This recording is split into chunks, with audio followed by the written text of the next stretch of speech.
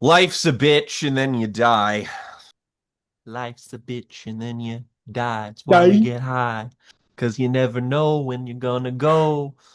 This is the Just Jen had and to. Jake sing episode. Maybe. Why not? Hello, everybody, and welcome to a brand new episode of Jen and Jake's Bizarre Fray. And today we're kicking it old school because we're doing nothing but talking about fucking albums today. I'm It is so an excited. album fucking week, and we are stoked to talk about it. And to kick things off, before we do anything about that, Jen, why don't you tell us a little bit about a little something you've been cooking? I've been cooking a lot for the sake of this show. One, I finally moved into our new apartment, so I've been working on this set. I have ways that I want to improve this set because we want to be making more stuff on the regular. But the big project that I've been working on that you all will get to enjoy is I've put together a what do they call it on YouTube? Members, patrons, Yeah, subscribers, members, members. members. I've put together a channel members Discord server that is live that you can join right now. I'm going to explain how that works because it's a little bit unintuitive. You need to have your Discord account of choice linked to your YouTube account. You do that by going into your account settings and doing, I think it's integrations or connections, something like that. Basically, link your YouTube and your Discord account. It will scan for where you have memberships and if there are associated servers. Um, and then you will be given a prompt to join that server if you so wish. So, if you're already a member or if you want to become a member and join the Discord server, make sure those accounts are linked. Go into your own Discord settings and see if you have an option to join the server. It is live right now. We will be doing Discord server things, hopefully in the future, including something that we're doing tonight with some friends of the show for a future project in the works. Um, And not to mention, Discord is just kind of how I generally communicate with like literally everyone I know these days. So we will be pretty active on this particular app. So, you know, if you just want to stop by, if you just want to chat about some shit, we will be there. We will be talking about stuff like, I mean, we'll naturally always be talking about new music coming out. We've got like holy shit, does the next month look stacked for new releases. So, hell there is yeah. always that, and we're always talking about some fucking bullshit and just shooting the shit. Just a very casual, very cool kind of thing.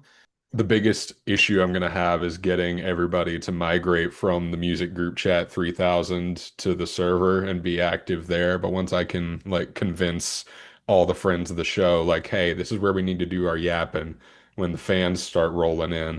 Uh, I Generally speaking, the people who watch our show and our friends in our inner circle are some of the most amiable people I know. So I don't think that it will take that much convincing. I hope that we can retain that. It's why I hope we don't blow up and become too big one day or anything. Not that that's something we have to sincerely worry about, but I like having a close-knit sort of like smaller community. I actually have been like the because this podcast is slightly derivative of it. I'm very active on like the Versus Wolves Discord page as well, and I like how nice those little communities are. They're cool. They're nice. And also So one come more be thing cool we and want to nice with us. mention. Yeah, come be cool and nice with us. One more thing I wanted to mention. We're also going to be working on members only videos, basically Hmm. bringing back the Jen and Jake talk format for things we want to discuss in the format of the show that wouldn't work on a JJBA episode. But we're going to do our first video on Superman since I finally saw it. We're going to record that and that's going to be up pretty soon. And we're going to be doing hopefully monthly, maybe a little bit more Jen and Jake or one of us and the guests videos going into the members only feed. So there's more content, more stuff to talk about coming your way. So the people that have been throwing a little bit of money at us for a long time finally get a little bit more bang for their Some buck out scraps. of what we're doing. We gotta Um, feed everybody. so why don't we start with the album that we have been most late to the party on? Because this came out in a like off week for us. Hmm. I have been listening to it a whole bunch. I texted Jake Same. like the day before we recorded and was like, "Do you think we should talk about this instead?" And they were like, "I've only listened to it once, so let's not do that." But we're 3 weeks out from the release of this album, and so we really wanted to talk about the new Clipse record, Let God Sort 'Em Out. This is the reuniting of Pusha T and has he gone back to Malice or is it still I No Malice? believe he is credited as Malice on this. He is credited as Malice, but I didn't know if it was going back and forth between the Hmm. no Malice Malice thing. Anyway, the reuniting of Clipse after a feature on Jesus is King brought them back to working together again. That was indeed the case. I think he was actually credited as No Malice on that, funnily enough. But yeah, that was the first time Clips had reunited since, I mean, shit, like I guess Hell Hath No no. There was one Till the album after Hell casket Hath No Fury. drops. Yeah, till the casket drops. Yeah. And so this new Clipse album, I have been thinking about this for a while, and I'm kind of glad that we're reviewing it as the hype cycle has died down a teeny tiny bit. As people are loving this album, people that I, follow to get my talk about my music from different perspectives that I really respect. Everybody that I go to get that from is really digging this. And so I've been like a little bit overly inundated with like takes on this. And so it's been nice, especially this week, to kind of sit back and not think about so much the commentary that's been surrounding this record, so much as what I am really getting out of it.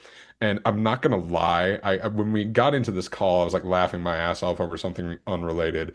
But I did that to myself because I was listening to The Birds Don't Sing right when you messaged me that we were ready to start, and Birds I was don't. just like viscerally upset by that song. Um, because this song starts out, and Professor Sky put this really nicely, and so I'll steal the phrase from him, with the best song about losing your parents in your middle age that has maybe ever been written. The Birds Don't Sing is all about Pusha T and Malice describing the recent passings of both of their parents, and it's a lot. I got to admit, there is we have with the last time in any capacity on this channel we talked about Pusha T was when It's Almost Dry came out, which I believe was 2022. And that album left me in a weird spot because that was like a really well received record. And Push has been, ever since Daytona, I really feel like he's been on people's radar in a way that he just hadn't been before. He really asserted himself into the world of modern hip hop with the wombo combo of Daytona and the story of Adidon. And so and I love Daytona for the record. I have a lot of really great memories of that kind of rollout that, was associated with those Kanye records that year. That was like when I was really getting into music and like everybody was talking about them and they were all hot. And like for the most part, like the vast majority of those records are still really good, just not the Nas one, just shove that one aside. And I was a little worried because It's Almost Dry, like that album had such intense production issues with me, again, fucking the mixing, but like I really do mean it. The mixing and mastering on that album was so noticeably inconsistent and just kind of generally poor that I was like, I feel like Push might be losing a little bit of a step here because, and I hated saying that because on that album, his pen game, his delivery was great. It was just all the things about that album that made it an album just kind of served to hurt it. And it was like, ah, man, he kind of tried to make a little bit longer of a record this time, and it feels really off balance. Like the mixture of the Kanye and the Pharrell production wasn't really like it just didn't sit right with me. So when I heard that Clipse reunited and that they were going to do a reunion album, I was kind of like, ah, the Black Star Reunion album came out, and that collectively just kind of vanished because it was mid-city clipping. But I was just a little like, I did not expect much from Eclipse reunification, even though a couple of years ago, back when I was listening to lots of hip hop mixtapes and stuff, I went back and listened to, the acclaimed Clipse albums. And like you go back and listen to something like Hell Hath No Fury, the Neptunes production on that album, that shit sounds like it's coming from 20 years in the future right now. That shit is crazy. I love the aesthetic. I love the energy of Clipse. So I am a fan, and I wanted this to be like in a perfect world, I feel like this could be a trimming down to the essentials of what this duo is all about. But I'm gonna go in with no expectations. And then I listened to this album and I was like, oh, I think they did everything I wanted them to do on this album, and including the fact that when we start with The Birds Don't Sing, you have like I saw the John Legend feature, and I was like, I was also a little bit weirded out by this that at first. yeah, you're like, this could go either way. And then you listen to it, and it's like this gospel inspired, really like melodramatic song that, again, tackles this really like intensely personal subject material. And Clips are known for being like really sharp, really aggressive coke rappers. And I will admit this is just a personal failing of mine. Coke rap, it's very hit and miss with me. Like I love some of Freddie Gibbs's stuff. Others I find really thematically and just kind of lyrically a little bit repetitive. Like it doesn't feel like that mode is meant to sustain a really big project, I guess. But on this album, I think the most impressive thing about this is that this is unapologetically the same kind of coke rap that they have been making since their early days as Clipse, but injected with so much maturity and thoughtfulness.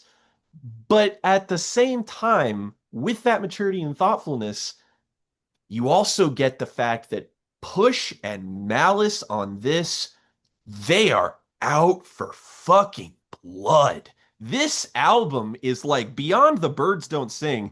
This is an album I can very complimentarily say is kind of evil and it rocks. This is a mean fucking album. Even a little bit with The Birds Don't Sing, because a lot of this album, and that bleeds into that song as well, is kind of about the wisdom that's come from them reaching middle age, allowing them to keep doing the things that they've already been really good at, along with this kind of newfound, yeah, I like the word maturity that you applied to it, right? It's being able to adapt while still doing what you love and what comes naturally to you. There's so much on this that sounds like everything these guys have done before, but with a new coat of paint that comes with age, comes with better production, comes with a mission statement of succinctness, it feels, Mhm. because you get, after Birds Don't Sing, you get the 1-2 punch of Chains and Whips and POV, which fucking Oh, bring in God. great melodies, great verses from Pusha and Malice, great guest verses from fucking Kendrick Lamar and Tyler the Creator It back is to it back. is the Drake ass beating power hour on this fucking opening stretch. And it but like not just because like the Kendrick and Tyler both come onto this and they match Malice and Push's energy perfectly, as in it's just like they're going to come on here, be themselves, and they are going to be fucking acidic when it comes to their words. These beats rock, by the way. Like Pharrell is on one on this album. He comes in, has not lost a step since his heyday, frankly. Like even as like a feature presence, he's good on here. But this fucking stretch in particular of Birds Don't Sing, Chains and Whips, POV, and So Be It, this like if not for the fact that McKinley Dixon came and just decided to drop another goddamn masterpiece, this is like the best 4 track long hip hop that we've seen since, I mean, shit, I guess Tyler on Chromacopia, if I have to look You back a had to little bit. call it. But Like, no, what I and love again, about the Pharrell influence is like the fact that they are able to tie that DNA together of Tyler, Pharrell, Push, Clipse, it all just makes way too much sense. and the way, Chains and Whips, it's got that same like harsh, drawn out electric guitar plucks that you see on a song like Nostalgia off of My Name Is My Name, right? It's very funny that their song with Kendrick is kind of built on the same instrumental backbone A as little their bit. last one that they did Hmm. together. But POV, it sounds like Pharrell was listening to cheat codes a lot and taking notes Yeah. from that album's like kind of digital jazz Mm. movements. There's a lot of stuff on this album that reminded me a lot of cheat codes, which I love. I love Yeah, that I see Danger that. Mouse and Black Thought made an album that is getting, carried forward like this. But we should not neglect the first single from this album, Ace Trumpets, which got a little bit of a mixed reception, but for me is maybe my favorite song on the album. I'm a I'm sucker for simple lyrical concepts. And both of these two just being like, what if I make a hard ass verse using the same rhyme scheme the whole time? That shit is like coke to me. I love hearing guys work out weird concepts like that.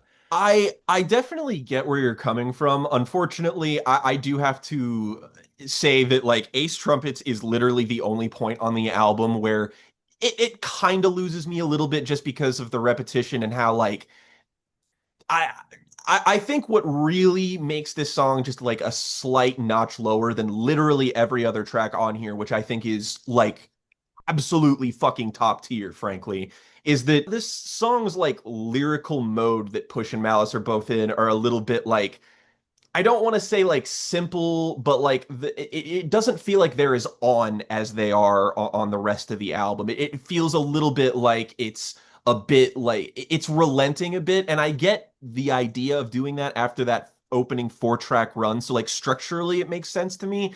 It's just that like bar for bar, I'm just way more interested in what they're doing on the rest of the record, I guess. It suffers by comparison mostly. The beat's pretty cool, and I like the refrain of the dancers in the snow globe thing. Like I think that's pretty clever and stuff.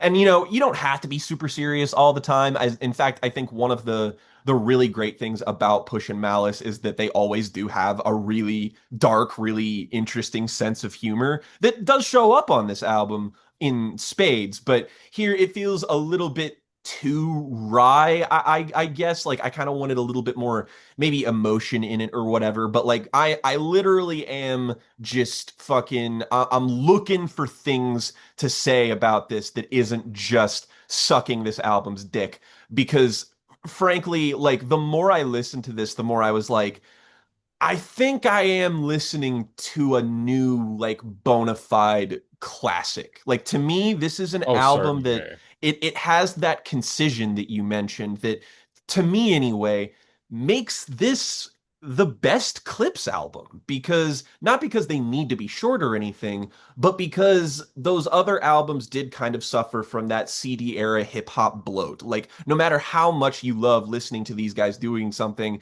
they do it for a little bit too long, in my opinion, on albums like Hell Hath No Fury. Like that's just a record that has so many great songs. It's just like you're just kind of exhausted by the end of it. But this is such a perfectly paced, perfectly curated, and just beautifully written. And like, not to mention, Malice, who has been away from the mic much longer than Push has, is vicious on this fucking thing. He's got some bars on here that are just like when he's like, "You're gasping for air. Yeah, it's beautiful." And you're like, "Ooh, ooh, ooh." I didn't like the way he said that, but I like the way he said that. You know what I mean? I mean, he even, he goes into it on So Far Ahead. He's like, no, I was gonna get in fucking trouble if I didn't hide out for a little bit. Why'd I ever leave was a question. Whistleblowers left me no choice, et cetera, et cetera. But I want to point to maybe what has been the meanest, like grit your teeth through it song that has been Mm, getting me through this whole week. mm. Mike Tyson blow to the face. Oh yeah, Mike Which Tyson blow to the face. Oh God, I love the way Push like. that this is the thing that I feel like really gets me over the moon about this is just that Push is one of those rappers who just the very act of listening to him do his thing feels like a privilege. So when he is like dedicated to something like on this and he just sounds sharp and young and like something about both Push and Malice's higher pitched registers, like these are guys who are gonna be pushing 50 in the relative near future, and they sound like they're younger than like everybody doing it right now. They could be 20, and I would believe you if you told me that. Well, it's because they're bringing the energy, right? They're Hmm. bringing very pronounced, like, I just love the way that these guys enunciate words It's at a so certain point. good. At a certain point, that's a big appeal of this album for me, is that I love the tempo that these guys have all throughout this Good word. album. It's all like very mid-tempo, very sharp, syllabic enunciation. It's just a certain way of doing it, right? Of being on the mic. And it's a way that I've really gravitated towards because they don't do it like anybody else right now. Um, Also, shout out to Nas, who Hmm. basically hacks into the album to deliver an incredible verse Yeah. right towards the end. Every fucking feature on this when it comes to, I mean, yeah, we talked about having Kendrick on here, having like the John Legend feature is great, Tyler is great, but also we have people like Stove God Cooks, who I think is a really, really great pull for something like this, is kind of a sort of subtle torch passing of modern coke rap to somebody who is doing it a little bit more in a contemporary sense, I guess. But you have that, again, you have Nas. Like this is an album that just it knows exactly who to pick, exactly for what beat too. Like that is just one of the things that I love about this the most is just the array of beats on here are simply some of the most continually impressive ones I've heard on like a big blockbuster rap album in some time. Like the beat on So Be It is just so fucking that little like plucked string thing. It's got like a sort of like Arabic or like Middle Eastern music, world music vibe to it. And Push is just so fucking cold. This is a flawless car album for like hip hop. You're just Hell walking yeah. around, you want to put one hand on the steering wheel and it's like, so be it, so be it. It's like, it's so good. You feel cool when you listen to this The fucking best record. best transition of the year is that feature from The Dream at the tail end of All Things Considered into the start of Mike Tyson. It's like That's so. that little whisper of "I have considered all things," and then fucking Pusha Ugh! T starts, and the acapella flows on Mike Tyson. I kid you not, some of the catchiest shit I've heard all year. Like just that little insert, that little vocal sample that punctuates it so perfectly. I dig this. I'm in love with this album. I do think like we are this year for hip hop We're has been spoiled. fucking insane. Like and we get a JID album next month. We aren't even fucking done yet and we're still cooking. And like to me, above all else, this album is like watching your favorite NBA player play the best game of his fucking life. You are watching someone who has done what they've been doing for decades, who are great at it, who are well liked, who are well respected, proving that they have the longevity and the creativity to sustain themselves, and they just come out and they fucking perform. And speaking of which, performance-wise, go check out the fucking Tiny Desk concert of this, which Hell like yes. the rollout for this was particularly memorable, and that was one of the reasons why I was actually kind of wary about this because I was like, are we just kind of causing a lot of noise just to drum up excitement for an album that might end up underwhelming people? But like, and not to mention, I see the vision with like making album rollouts, into these like big things, but more often than not, it just kind of I kind of feel like some people online care more about rollouts than they do about the music, and I'm just like, I am never going to be one of those people. I've never related to a sentiment less. But this proves to me that all of that, like all that sort of preamble and whatever, it was because they had the music and the tunes to back it up. Yeah.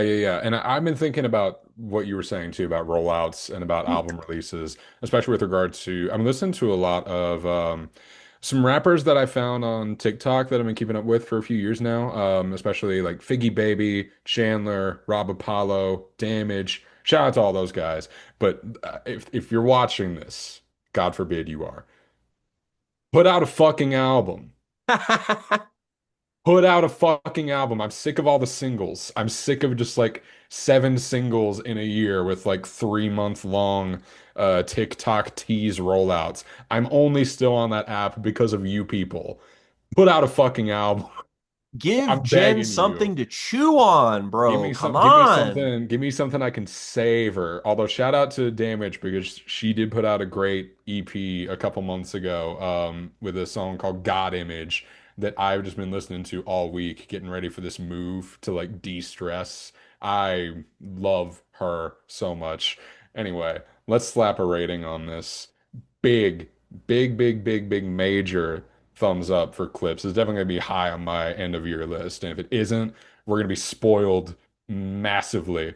I That's the love that's the that. thing. I don't even know where this is gonna rank on my best list. Like, yeah, top 10 for sure, but it's like, will it make top five? This year's so great. I don't know. I don't know. Well, it's been great because the first half of this year has been kind of bad for a lot of genres in general. Like it felt like the sound of the summer was the sound of last summer, but now we're Yeah, getting to the yeah. end of it and we're getting all these big releases back to back to back to It back to back, one of which we're about to talk about next. And it feels like, oh boy, 2025 is finally happening. it took it long. And it's hard to not draw a kind of narrative through line of just like, yeah, it kind of feels like everybody's really bringing their best this year right now. I wonder if maybe that was kickstarted by something that happened in the recent past where, there was a big thing that happened and then the idea of hip hop became really culturally relevant all of a sudden. It kind of feels like everybody's trying to step their game up consciously and Yeah, well, Nicki Minaj dissed Megan Thee Stallion, and that's how we got to where we are right now. I'm being kind of yeah, no, serious. you're We can't discount the role, and we shouldn't. And the books, if the books don't mention it, the books need to be corrected. Megan and Nicki started this. Megan fired the first shot. And, frankly, like anybody who talks about diss records in 2024 and leaves Cobra out of that conversation, no, no, no, no, no, no, Do no. But not. but when it comes to connecting people to Kendrick Lamar, I don't think that like it's very strange how like the pop out concert and then Tyler and like some of the Odd Future affiliates popping up in there, then Tyler dropping Chromacopia, giving a shout out to Kendrick on that album. And now, as loath as I am to keep coming back to looking at everything through this lens, but sorry, it's the most culturally important thing to happen in this sphere in the recent memory, so of course I'm going to look at it through this, but like it feels like Tyler and Kendrick are very much operating in a similar lane of just like, well, a lane that they of a road that they themselves paved. And if Chromacopia, when we talked about it, was kind of Tyler's hip hop maturation album, his Mr. Morale and the Big Steppers, I think it's not completely off base to say that this surprise release, Don't Tap the Glass, is Tyler doing GNX, kinda. Well, let's get into that because Don't Tap the Glass, yeah, it was a surprise release, and Tyler made it very clear that he wanted to make a dance album because he missed dance music. And this feels especially important to talk about considering he's been on tour for months, Hmm. right? He's missed being in rooms with people just like unabashedly listening to music, letting themselves go. This album, Don't Tap the Glass, starts with this little automated voice be like, there are 3 rules. Leave the bullshit at home. Turn off your phone. Don't tap the glass. Um, because this is Tyler's 30-minute dance album, and Yeah. it's wonderful. You get to hear him, and he uses that function of this is a dance album, turn off your phone, don't overthink this. Sneak in a little bit of really great lyricism. Like I'm thinking about that. There's the one line on Big Poe that's like, I don't care if you like that line, shut the fuck up, or whatever. When he says something about light skinned bitches. No, no, yeah, I Oh completely God. understand. But Get the this cream is pie in the back of the back seat. yeah. But no, this is Tyler getting into his dance album era. He is putting out something that, well, I love the sample that starts off Big Poe, that fucking Johnny Greenwood Mm, song that just really gets things going. It sounds like something that might have gotten left off of Igor, honestly. This whole yeah. record has got a bit of a lo-fi tweak to it Hmm. that, yes, a lot of the vocal stylings are definitely more influenced by what he was doing on like Chromacopia and Call Me If You Get Lost, but sonically it's a little bit more in the like poppier, more upbeat parts of Igor territory for me. Yeah. Because Yeah. you're dealing with, manipulated vocals. You've got those vocals from Madison McFerrin on Don't You Worry Baby are also Mm, making me think of this, right? There's a little bit of Igor's DNA in here in the a little bit more lo-fi, a little bit scrappier, a little bit rushed production that is bringing us into this like basically isolation chamber of a record. Um, yeah. so Yeah. what do you think about this? What I did you think get out going of this? Were you surprised by this? I shouldn't say were you surprised by the surprise announcement, but like were you surprised that this was the direction that it took, the album itself? honestly, in hindsight, not really, just because this is kind of something that like it's just whenever Tyler comes out with a new project, it's like it really does feel like the album is meant to occupy a very distinct place in his own oeuvre. Like I feel like he is very conscious of that and always aims to never repeat himself too much and to, prove that he is as multifaceted as he says that he is. And with Don't Tap the Glass, I think it's just kind of fascinating that all of these influences come to a head because you're right. This to me is the most sonically like Igor that he's been since. And I guess my only worry was just that, like, yeah, Tyler's been on a streak since 2017. Is he going to be able to keep it up with something that's going to follow up a highlight like Chromacopia so soon? And the answer to that is an extremely steadfast yes, absolutely. Like, you might not get the like if you compare it to something like GNX, which is again the poppier, more radio friendly album. I still think that like that album has a lot more hidden depths and facets that maybe people don't quite acknowledge as much as I would like them to. But this album, while it is not devoid of deeper themes, I think the kind of don't tap the glass sort of window dressing of it all is kind of feeding into some of the themes of Chromacopia about, wanting to be left alone and wanting to, exist but still make music, to still interact with the arts and all of that. But the way that he synthesizes everything on here, like, yeah, this is a hip hop album, but like the neo soul quality of Igor is so present, and then channeling that through a dance music lens is such a fascinating idea. And yet, when you listen to it, it's like, oh yeah, why haven't more people done something like this? This is great. Like it is Tyler basically making an album of just like of nothing but I Ain't Got Time or Ratata, which he even references on here. Like it's just a bangers only affair. And for the first like half of the album, it's very short. It's just under 30 minutes. The first half of the album, I'm locked in. I know what Tyler's doing. It's fun. You've got great hooks on songs like Sugar on My Tongue, some like insanely great layered production bits on songs like Sucka Free, for instance. But Yeah. if I can say something about this is that the front half of this is great. The back half of this is fucking insane. Like right after Mom and Them, this starts a streak that just doesn't stop.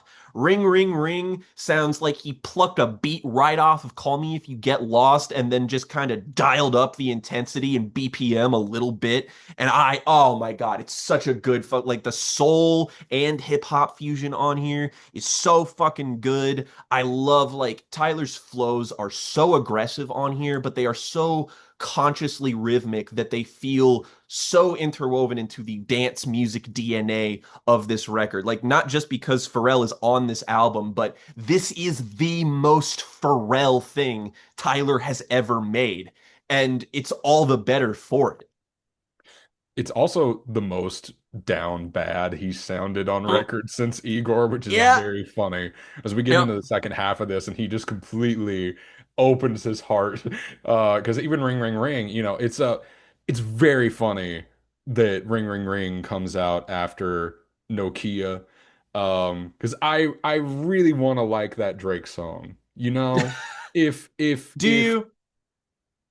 I wish I could. Genuinely, I wish I did. Because remember, we like Drake with the melodies. And so when he tries to go back to that well, I'm just like, no, this is still lame and I kind of don't like it. I'm just like, well, fuck. What have we been doing all this time? Well, if Um, anything, these last two projects from both Kendrick and Tyler are just like, you don't need, like, we are not here for triple, quadruple entendre rap literally all the time. We can get you to throw ass if we so choose to.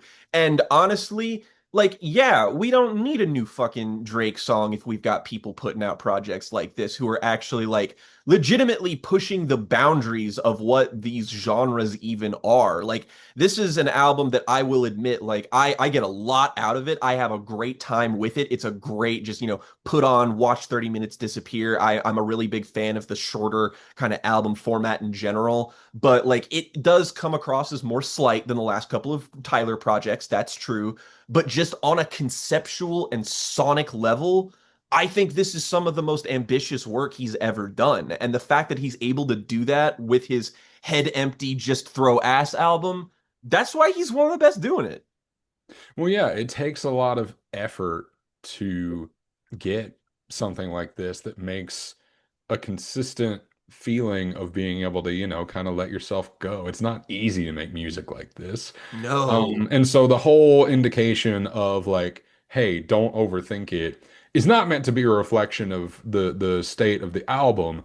It's more so a statement of intent of the ideal listener, right? Because I've seen Yes, posts online that he's still touring Chromacopia and he won't even mention this album or even play songs from it because of it's the course. Chromacopia tour, right? It's got this Yeah. intent to it. Tyler is a showman, right? He's a little bit of a theater kid. And so this is a certain kind of show. It's a show with a certain intent to be a little bit more lighthearted, a little bit more easygoing, a little bit more, free in its flow. And he accomplishes that really well. And you haven't brought up an album, and I'm surprised that you haven't, but as a way to bring a comparison to an artist who also put out a little bit more slight release post a big blockbuster album, I want to point to this is a little bit closer for me in my head to No Thank You, the Little Sims album, because Okay. Yeah, yeah, you yeah, yeah. you found it there where it's a lot shorter, it comes a bit more suddenly, it's not as structurally, complex as her previous work at the time, Simbi, but it gets at a certain kind of brevity, even in its heavier moments, that Simbi just doesn't have, and that you're not going to get on Chromacopia Hmm. either. They both get to a bit of a more relaxed place, even in their most heavy moments, like Tyler being down bad, or like what's the one like X on No Thank You, right? Even Hmm. with those moments in there, it's still an artist being able to communicate that they can make a project with a little bit more brevity, a little bit more levity to it, that can have a lot of thought behind it, that has a lot to kind of pull apart and enjoy with a lot of different intricacies to go look for, but also just like, yeah, it makes me want to throw my fucking ass. Yeah.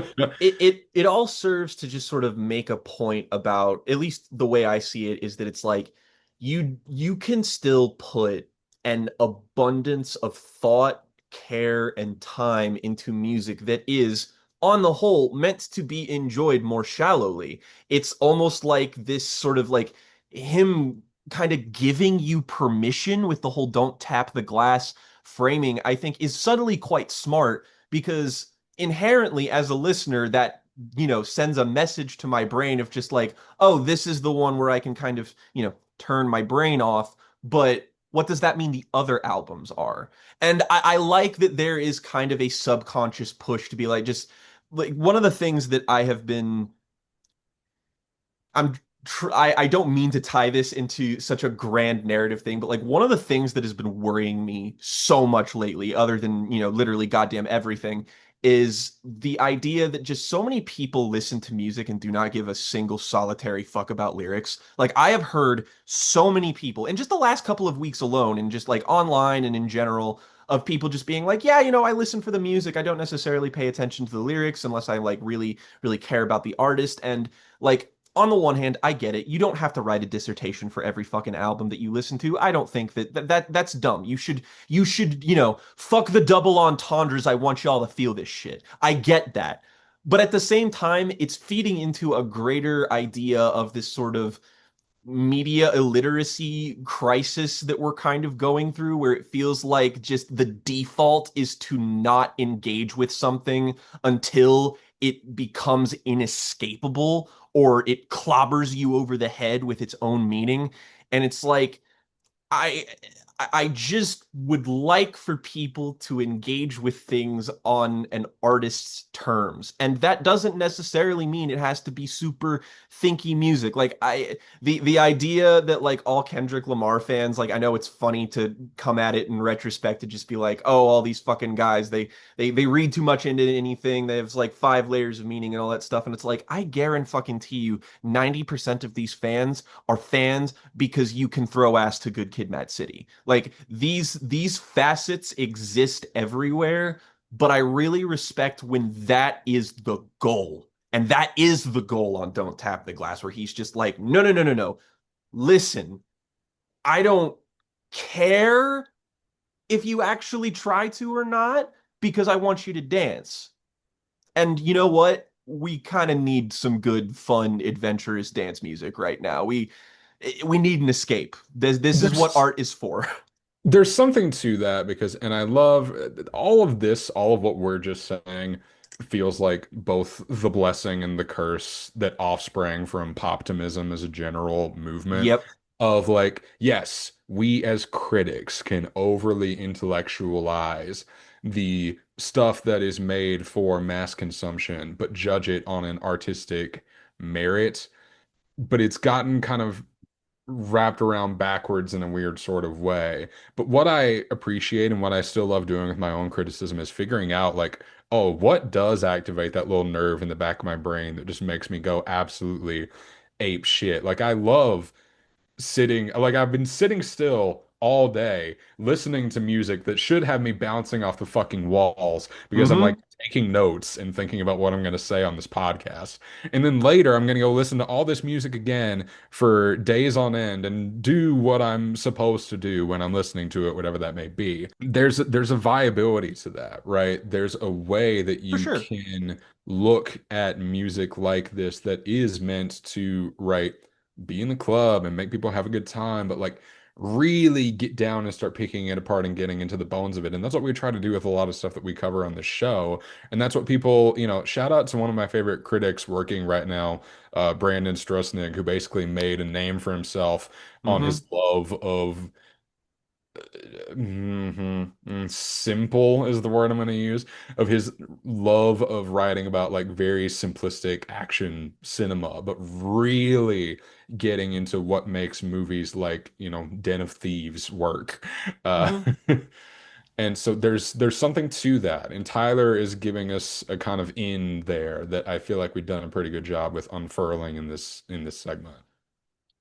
I completely agree with you. As two people who I think often express their love for subgenres and types of media that are generally kind of looked down upon or turn their nose up at, is like I love that we kind of have come to a point culturally where everybody our age who is making art, and I mean, like, Tyler is actually relatively close to both of our ages now that I think about that, which it makes me feel a type of way, I guess. But it goes to show you that just because you're making something like this doesn't mean that you still can't be thoughtful. And I really appreciate it when somebody knows what they love about something and maximizes that, when they are able to, like, they don't care about the fact that it's seen as lesser, just like dance music is just populist drivel.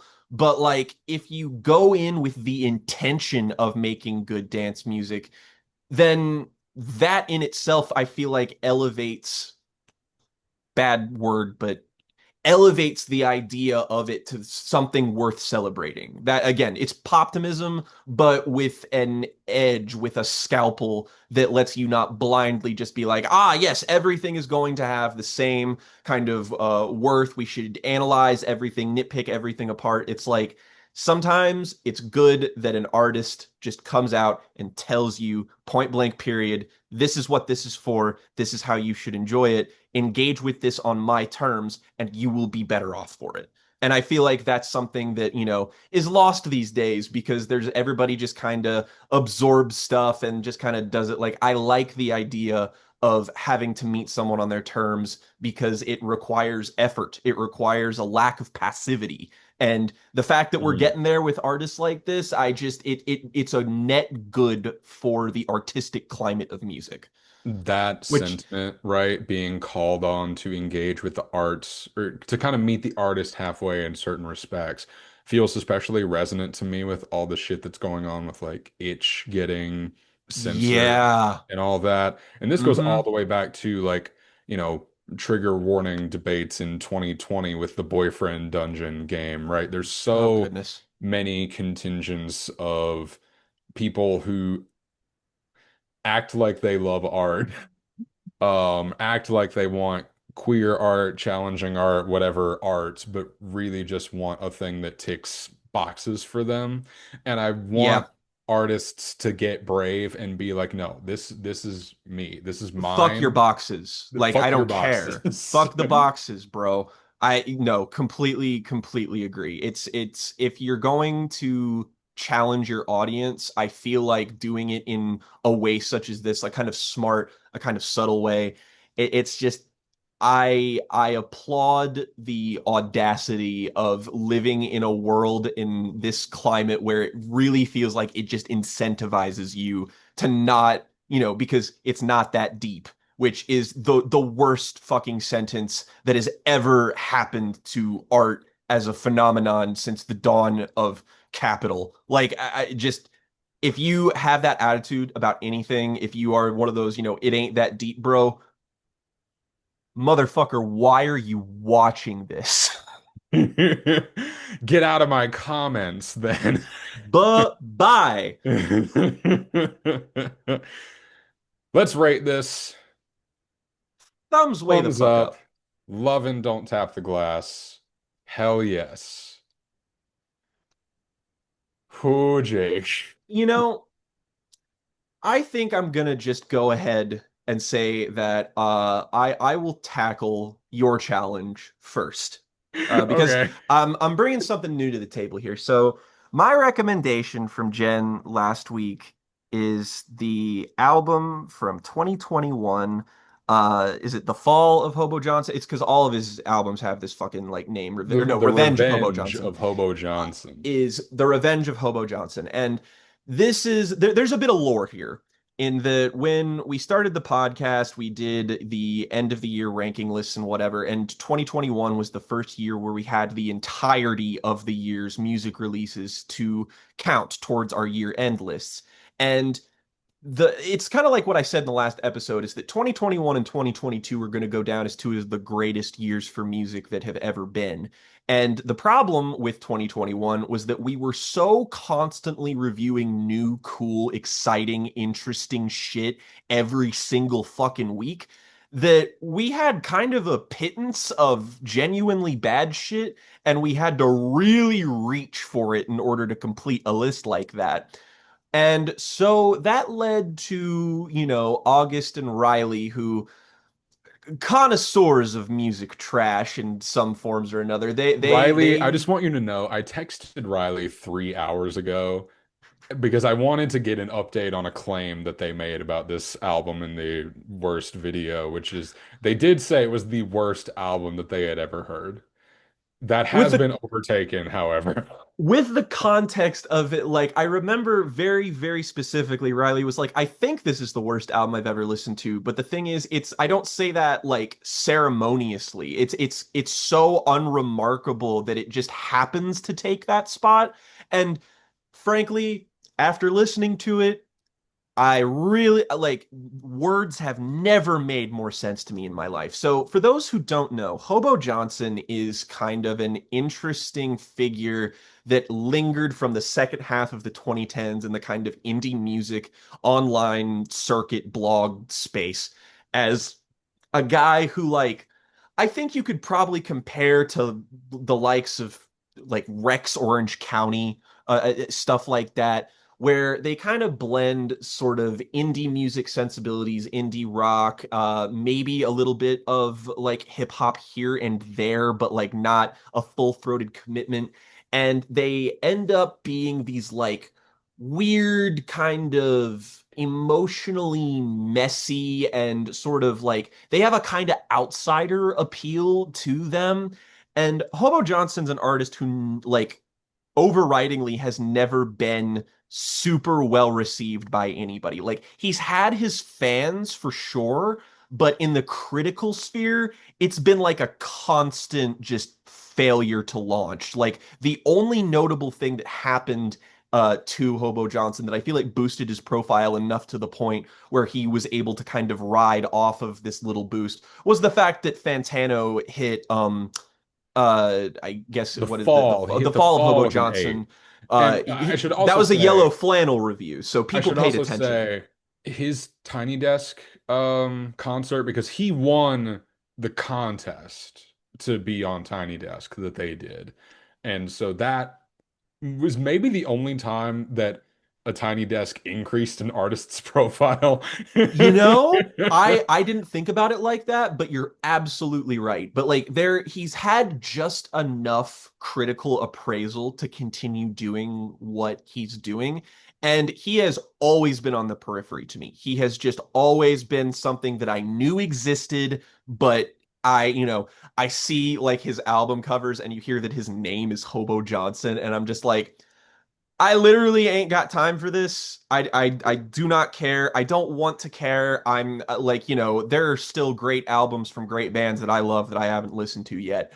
But naturally, when you scour the world for bad music to be able to talk about it, you got to go in some different directions. And so August and Riley both listened to this album, The Revenge of Hobo Johnson, and it made it number one on our worst albums of the year based off of their inclusion alone.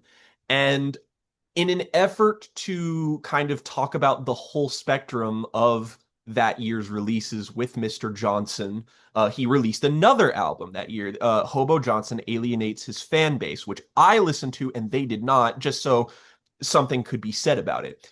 And the thing about the Alienation record is that that's an album that is purely designed to be a shitpost. Like, I'm not saying that as a mark against its quality. I'm saying the intention of that album, as proven by the title, is to make people hate it and him. That's the goal. And it is a sloppily put together, lazily written, like 18-minute long album that's just, it is the fartiest, least impactful, like what the fuck ever release that you could possibly fathom. And I was like, I do not want to listen to a single second of this man's music going forward in my life. I do not want this at all. So naturally, your punishment made me go back to the well. And I guess I could say that I was somewhat curious just because the bits and pieces that I did hear from Johnson, I was like, there is something to this guy that is marginally compelling. There is something to this figure that is so ruthlessly self-excoriating that he is just the embodiment of pathetic white guilt.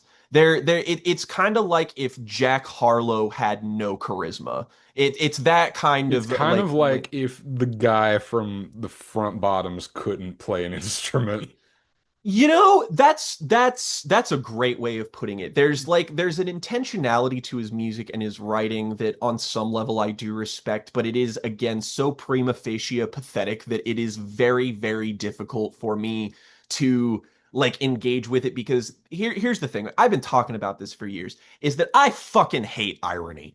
I'm not talking about dramatic irony. I'm talking about Zoomer irony. I'm talking about the shit that's like shallow, nihilistic provocation and just a bunch of like just, really makes you think. I saw a bunch of political cartoons that incorrectly interpreted the wall, bringing it full circle. And then it is the like, I hate how ingrained in culture it is because it is the death of sincerity. And like, as I mentioned before on this channel, to me, sincerity is a quality that not only I look for and that I value and that I like, it's something that grounds me. It's something that like alleviates my anxiety because irony obfuscates everything. Irony is something that is used as a smokescreen to avoid any legitimate engagement or criticism. And it just makes me feel like, well, why are we doing this? Like this postmodern shit. Like I just don't care. Like I'm sorry, I just don't. I would like to listen to actual musicians with actual ideas who want to make music that should be listened to. And Hobo Johnson is very much not that. So I was worried going into this 30-minute long album. I was like, I don't know how I'm going to be able to say something new about this guy just because I got real fucking angry with the 18 minutes of that out. Like our worst albums of 2021 video is one of our best because I I really let him have it in the second half. And You let a lot of people have it in that video. just between us, there is a large portion of that rant that Riley cut out where I got a lot meaner. And I'm kind of glad that they did that just for everybody's sake, because frankly, using that much of my anger towards Hobo feels like a bit of a waste. But I was just like, for this, I was like, I don't necessarily know how I'm going to be able to make this entertaining or even insightful. So like I gotta come at this in a new direction for this show. So let me give you the stakes of this for me before you Yeah, establish please what do. you did about all this, because I have a backstory with Hobo Johnson, I must admit. So, okay, I listened to The Fall of Hobo Johnson when it came out, and I still think I really, really, really like that album. Like Interesting. I have listened to that album as recently as 2 years ago, and there is a lot in there that I find to enjoy because what you're saying about irony as it applies to him is certainly true with his revenge and post-revenge output, and it's even a little bit true of his Rise and Fall albums.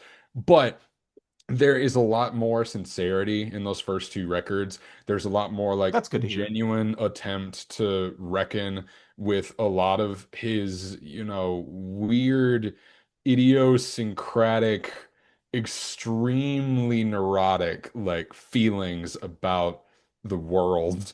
Um, and so I had defended Hobo Johnson in certain circles for a little bit.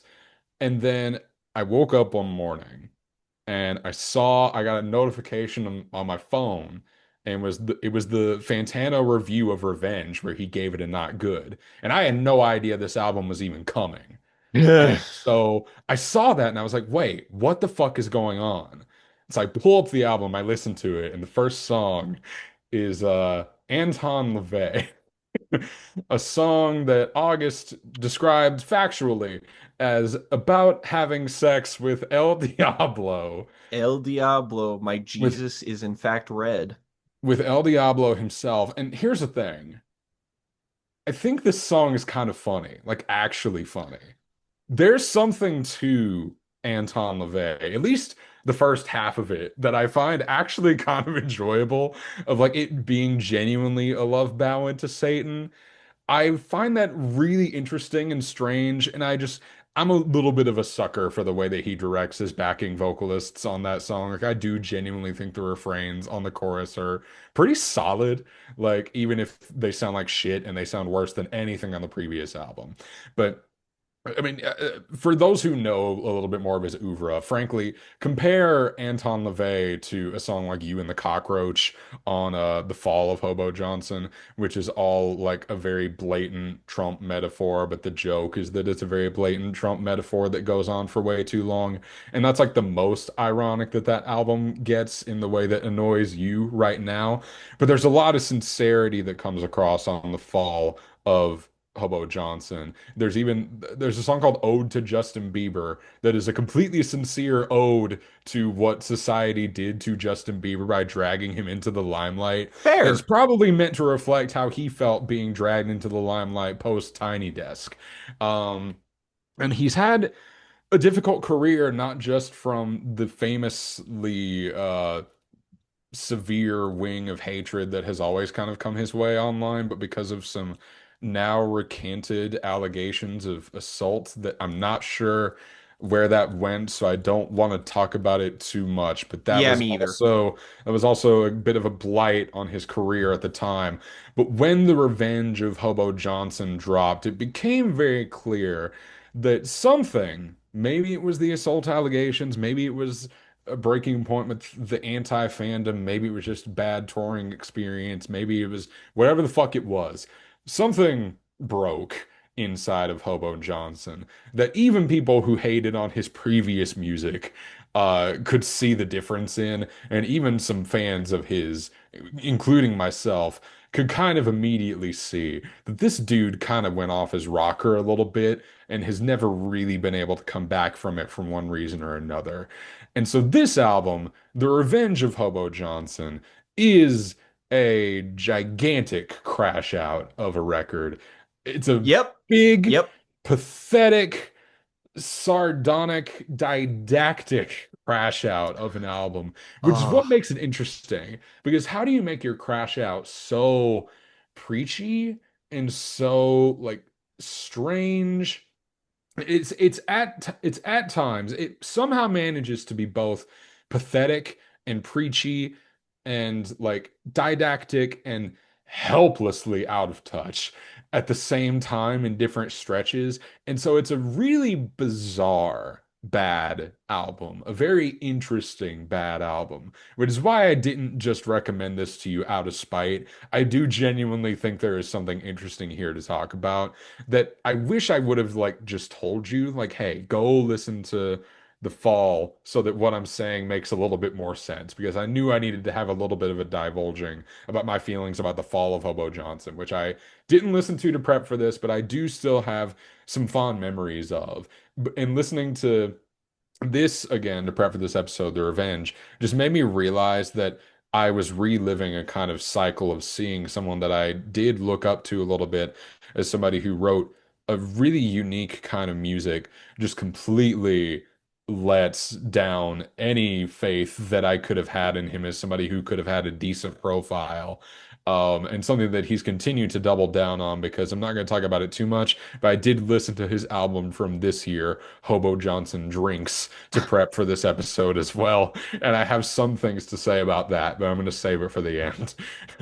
I am curious about that a little bit, but here's the thing. I don't doubt that, some of his music is like solid in the past before this, just because I think Riley even said as much, but like it's relieving and somewhat comforting to me that at least some people did latch onto his music because frankly, there's nothing worse than an artist who makes music that just like nobody likes. Like there's there's a difference between being widely hated and then just exclusively putting out music that not a single soul really gives a shit about. And that kind of thing is like that just makes me feel bad for both listeners and artists because it's like it's not going to reflect well on either. No one's going to have a good experience making it, listening to the reception of it, all that kind of shit. But I was a little worried going into this that I would even be able to say much of note. And if you're wondering at all what this experience is even like, just because Jen and I describing a Hobo Johnson album, it is impossible to relay what listening to this dude actually feels like without at least taking a peek. So I am giving you a peek because I listened to this album and recorded myself listening to it and my thoughts on the album. Thankfully, it is shorter than the album itself, but I would like to show you a little edited video of what listening to this music was like and what I have to say about it. Because frankly, if I distanced myself from it, it would have dulled whatever I would have had to say. I needed to get this in the moment. So, if you will turn your attention to the screen, I am about to share it. Share. Or are we gonna react to your reaction live on the Uh-huh. pod? We sure fucking are. All right. We're here. So I have no doubt explained what I am doing by this point in the podcast. But, it looks like an absolutely horrendous thunderstorm is headed my way. I've made my rounds at work, and I am in for the night. So let's fucking listen to this goddamn Hobo Johnson album, huh? 32 minutes. How bad could it be, right? He's gonna fuck Satan. Close my eyes, glad that I'm dead. This heaven is weird. He walks up to me and then he says hello. And then I stuck my tongue down his throat. And then this is like the Zoomer Antichrist Hey Jude. Oh shit, now we're getting in the sheets. Yeah, and then our bodies start to meet. Okay, that was the opener, Anton LaVey. Good joke. Bad, but unremarkably bad. I'll say that this had more instrumental detail than anything I remember being on Hobo Johnson Alienates His Fan Base, which, I mean, I'm only going to be using my recollections because I'm only going to listen to one of his albums for this project because, I mean, Jesus, even I have a limit on the amount of self-hatred I can wallow in for so long. I don't know, I guess just on a broader sense, I don't really get it. You know, like, it's like, what if I started off my album about being kind of a nihilist about fucking Satan, and it was, like, funny. I mean, it's just, it's more confusing than anything else. I really fail to see even, like if maybe this album goes into a more conceptual direction. Maybe that would be something. I doubt it. I really doubt it. Yeah, I've got nothing. The production on that did not really bother me all that much. It seemed like everything was audible. I don't really know why you would make the instrumental sound like a kid's TV show instrumental and then add in all the, like, big bombastic kind of AJR-ish horns. I don't know what that's all about, but it's not completely off the mark, I guess, if you want to do a funny shitpost song. I mean, this isn't really funny. It's mostly just cringy, but, I mean, I guess there's some value in that. Oh, track 2, I Want to See the World. I want to see the world, especially France. I want to see them Frenchies sing and dance. I want to see the world, the world. Story, I want to go to Normandy to respect the troops. They died for me and you. I want to go to Ground Zero and salute the fallen heroes. I want to go to Memphis. That's where MLK got killed. It doesn't make sense to me still, but I want to go to Samoa and ask them for real, do you want us occupying you still? I want to go to Honduras, because it just isn't right. We meddled in their elections several different times. Let's see Auschwitz, to try to comprehend how God let that happen to them. I want to see Rwanda, to pay my respects to the million people forced to death. Well, I can say this much. Yes, God is crying. I'm really glad this album came out when it did. Because if it was any further in the future, I probably would have had to hear him talk about Gaza and make a stupid fucking joke on his stupid fucking Zoomer nihilist bullshit album about that, because that was some fucking horse shit. I mean, like, it's not like I don't sympathize with the notion at the heart of the song, with like how this devolves into, from, you know, wanting to see the world, as he says, into making this some kind of fucking statement on United States imperialism and how we've interfered with foreign entities and how his fucking white guilt makes him feel bad about that. But that's the thing is with all the kinds of nihilistic shit like that that's in response to this, is that it's not aimed at anything. Like, all of this stuff, like, oh, I want to go, we interfered with Guatemalan election, like, motherfucker, it would seem that God is none too pleased with my decision making tonight. The rain is really coming down. But this is everything I hate about mostly, like, very centrist attitudes on political things in general. I find it limp-dicked. I find it really easy. I like talking about, like, oh my god, I want to see where MLK got shot. Like, brother, what you stopped before you made a point with this song. It is an incomplete idea. Just like, oh, all these things are bad and all the world's bad. It's like, yeah, I know. Proceed. Fucking hell, man. Instrumentally, I guess it was coherent. I couldn't really identify much that I didn't like there, I guess. So there's something. Oh, Christ. Maybe I'll wait for the rain to die down a little bit, so perhaps the audio is a bit less fucky. Oh, there's the thunder. I'm not happy either! Alright, track 3, I Want You Back. Starfish. Something tells me this won't be as good as the Jackson 5 song. We become obsessed with straight staring at phones. My brain has so much Facebook and Google. I have their tubes in my mouth. And as they generously feed me my ads for the day, for the week, for the...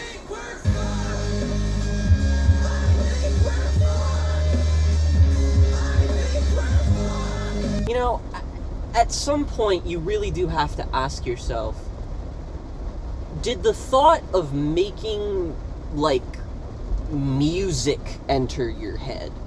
Because this just sounds like listening to a bad stand-up special. Like, where is the part where there's supposed to be music that actual human beings want to listen to? I say that because this song has, like, the most cogent musical ideas we've seen on the album so far. It's kind of got a little bit of a melody in there that kind of sounds sturdy-ish, I suppose.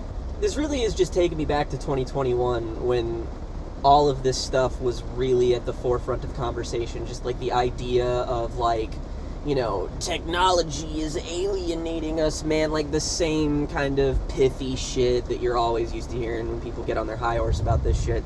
It's like someone just woke up one morning, noticed how bad the state of affairs for the world actually is, and then just, like, impromptu made an album about it and was like, I'm gonna lay it all out there. All these things are pretty bad. At some point, I just have to question the utility of such a product. What is the point exactly? Like, oh, it is therapy. Like, these are lessons. These are, like, Disney movie lessons of just, like, No matter how much money you make, it's not gonna help your head. it even kind of sounds that way. Like, it sounds like I'm listening to a particularly shit episode of the Mickey Mouse Clubhouse. I'm waiting for an interlude track to come in where Hobo Johnson, where fucking Frank Lopez decides to talk about the mystery mouse Cthulhu for this episode, which is fucking income inequality. Like, I mean, shit, man. Again, it's like he takes an idea only as far enough as to make a song out of it, but never to develop the song into an idea or a statement or a narrative or just fucking anything. Anything. They are just blanketly, I have this problem or I have noticed this thing, isn't it fucked up? That's bad songwriting and bad satire. You don't get to use the it's satire fucking excuse for this. It's bad still. You're doing a bad job. Number 4, let's keep going. Let's soldier on through. If I buy a pizza place that makes a definite profit, yeah, let's say yearly the owners make $100,000 off it. If I sell soap and I call it Dr. Yawner, and if I sell it for the same exact price as the other guy offers, actually need it in my city. Oh, God. And most think that I'm dumb. I fucking think I'm a loser. Yeah. In 72, Chile was ahead of its time. My therapist thinks my... No, he doesn't.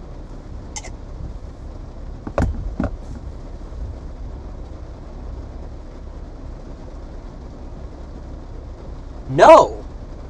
Bad. F- does not engage with the question. Fucking hell. What the fuck was that? Of course we gotta start this off with some fucking bullshit anti-therapy trutherism. And look, I'm not saying that every doctor is trustworthy and that there aren't quacks out there and all this shit.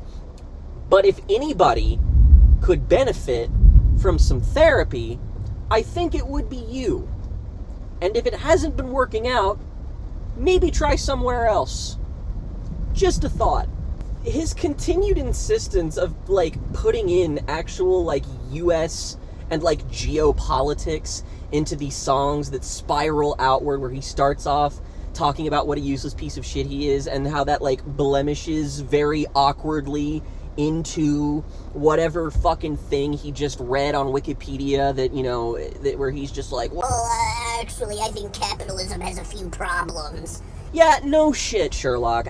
This has the opposite problem than the songs that preceded it. This is overwritten to shit. This is the longest fucking song. Like, every fucking line, it was just, he was stumbling over himself. Everything was awkward. Nothing about it was paced right. That was agony to fucking listen to. Most basic instrument. This is the worst song on the album so far. And just the most, like, generally infuriating. Like, at least the progression with I Want to See the World of him just, like, going from, oh, I want to see a bunch of bullshit, and then it becomes bad shit, and it's like, okay, there's a progression there. There was some intent artistically there. This is just, like, this is lazy. This is lumbering. This is terrible. And if the point of you doing this is like, I'm presenting a character portrait of an out-of-touch Zoomer nihilist, great, man, you succeeded. I ask again what utility this concept has for art in the real world, because it's too myopic for me to say anything substantial about it. It's just bad. I fucking agree. It's bad, isn't it? Jordan's House, track fucking 5 of 10, halfway through, everybody. Is there gonna be a song that starts here soon? Out of breath, but I'm alive. That's the whole song? Jordan's house. Am I missing something? Jordan's house. What even... Jordan's house. What was the joke here? No, I'm not listening to your indie whistling. Go fuck yourself. What in the fuck was that? I said F- does not engage with the question last time. This is F-, you didn't even...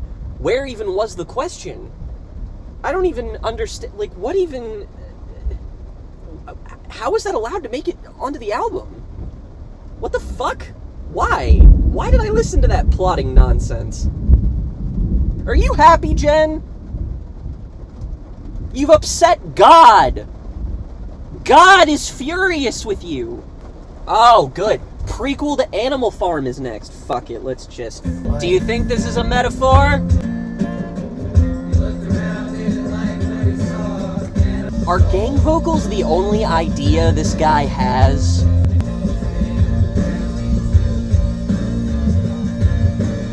Cause this shit's fucked. Thanks. Enlightening.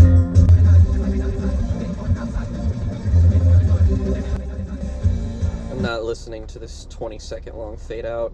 Like, I'm not saying you need to show your work when you name a story, or when you name a song prequel to Animal Farm. You don't have to signal to me that you actually did read Animal Farm, but, you know, it would be appreciated. Like, what even... Again, there's no story, there's no development, it's yet again more mawkish.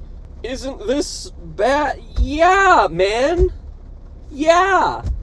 You've been making this point for like 4 songs now. And you only know how to do it in this one way. And the gang vocals and the repeated things, and it just kind of gets a little louder each time. Like, that is not something that necessitates making a 5-minute long song. These songs feel like they last forever. Man, I feel like I'm listening to a King Crimson live album. But I'm not fucking hearing anybody being like... like, none of that. None of that shit. Instead, I'm listening to his whiny, mopey-ass, indie white boy voice. Just...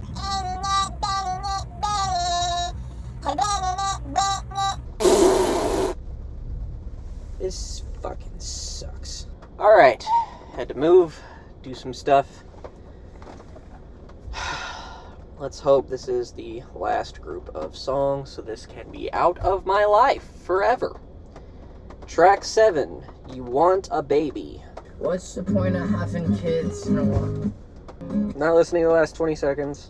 So this has the same problems as some of the last couple of songs in that it is clumsily written, awkwardly delivered, just kind of structurally, it doesn't really, it's so loose fitting together. It's barely a song. On the one hand, this is the closest I get to empathizing with Mr. Johnson here on this album. As somebody who has marriage in my near future, as somebody who thinks a lot about having kids, about the fact that I want kids, but I don't know if I will be able to financially or emotionally be able to provide that kind of thing, or if we live in a world that is going to foster the growth of a living human being, it's something that weighs on my mind heavily. And even as someone who has these anxieties, who has like legitimate issues of me being like, I am afraid of passing on a lot of my issues to a child, that scares me. But like, I should be empathizing with this song and feeling, but again, there's nothing to probe. It's like you don't, like, for somebody who's, you know, woken it up on this entire album about all of these, you know, institutions and all of these fucking economic problems and, you know, United States oversight and whatnot, your ability to sketch the world that you would be bringing this child into is non-existent. I don't really understand the point of this. If anything, it is even more pointless than the other songs on here, just because most of the information is just like, yeah, I could tell, man, that you don't want to have a kid. And also, bizarrely, your partner doesn't seem to have, like, a place in all of this. Like, you throw marriage out there, but it's not really something you seem to consider as much as this. It's like he's directly addressing the baby in the context of the song. Like, I have to make you one day, which, fucking ew. If you want to do this perverse, self-absorbed shit, I don't know, you could at least musically do something other than... You can make a song around shitty, stupid jokes and make it great. That's what Ween are, like, all about. And I love Ween, but, like, what? A little bit deeper. Like, if you would maybe come up with, like, another verse, as loathed as I am to admit that I wanted another verse of this Hobo Johnson song, it's just like, you have no interest in actually talking about these things, so why are you? What's the point, man? Like, actually talk about what it would be like to struggle, versus, like, he kind of gets to it at the end, where he's just, like, he's kind of dealing with complacency, as opposed to the perceived struggle of, like, having a child, being like, oh, that's more difficult, I want things to stay the way that they are now. Like, okay, that's something you can make a song out of, but you stop there! So, like, what are we doing? The next song is called You Need Help. I do need help. You only care about yourself and your fucking weed. You need help.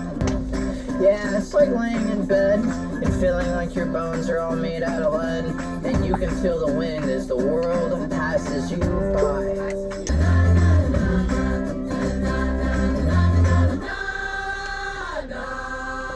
Oh, quit your yapping, you fucking...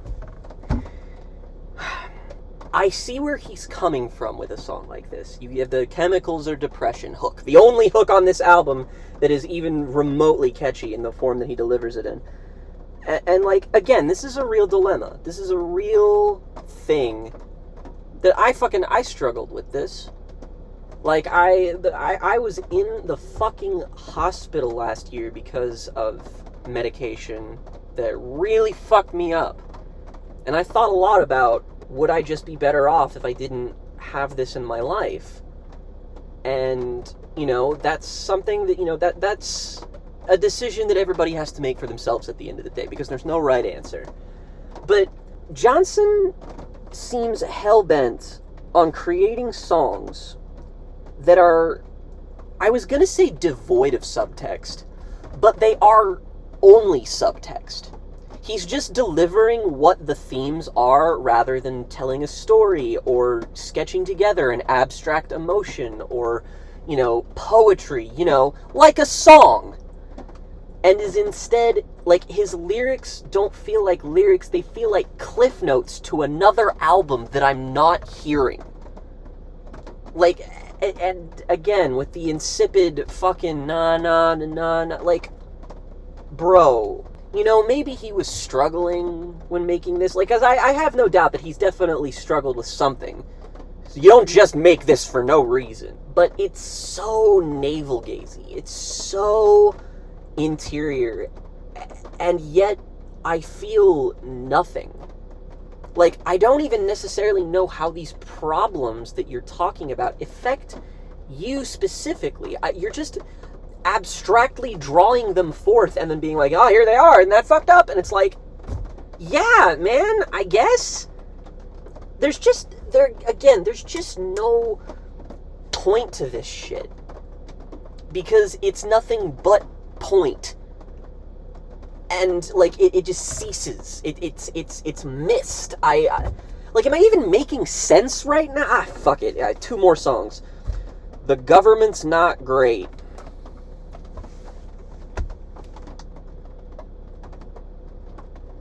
Okay. You buy this song, fucker!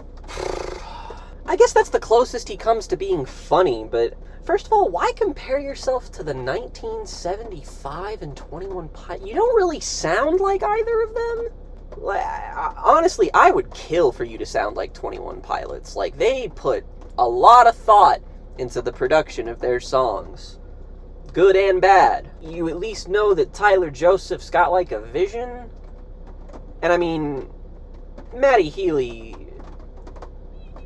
yeah, he always thinks he's doing something. Again, there's a lyric or two here that's not completely insufferable, but again, it's just like these macro problems are just like talking. It's kind of like how he says in the song that people don't change their minds from theoretical arguments. Buddy, you're giving me theoretical songs. So what image am I supposed to get from this? Like, it's such a bizarre choice to me to save this moment for like the very end. Like it's like instrumentally it's clearly got like the most muscle of anything on here. It's purely because he breaks out the electric guitar and has like, oh, here's one okay riff, and it's like, all right, that sure is something, I guess. But I mean, it's still plotting. It's not good. I don't. The spirit of it is just not even there. Like, if you want to get big and loud and angry about something, then why would I listen to this half-measure ass bullshit, you know? My question I keep coming back to is why? What purpose does this serve beyond listening to it one time for shits and gigs? And then, like, was this meant to be enjoyed? Was this meant to be antagonistic? But the commentary is such a softball. This album is just depriving me of any sense of my critical faculties. It's so one note, man. I'm struggling. Let's just fucking get this over with. Outro, 2 minutes long. May God have mercy on my soul.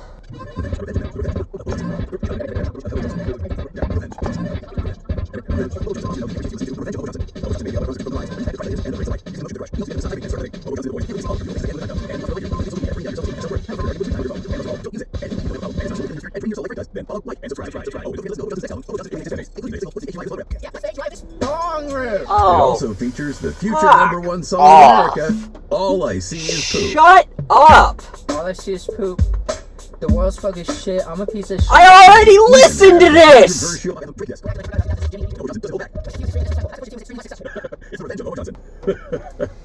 Thanks for listening.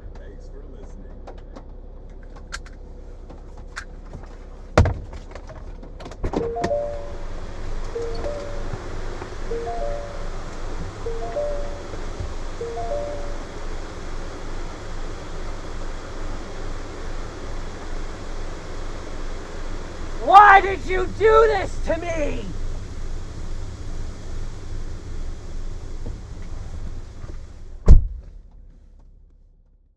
So naturally, I will cut a lot of that in post, just kind of leave in the essential parts.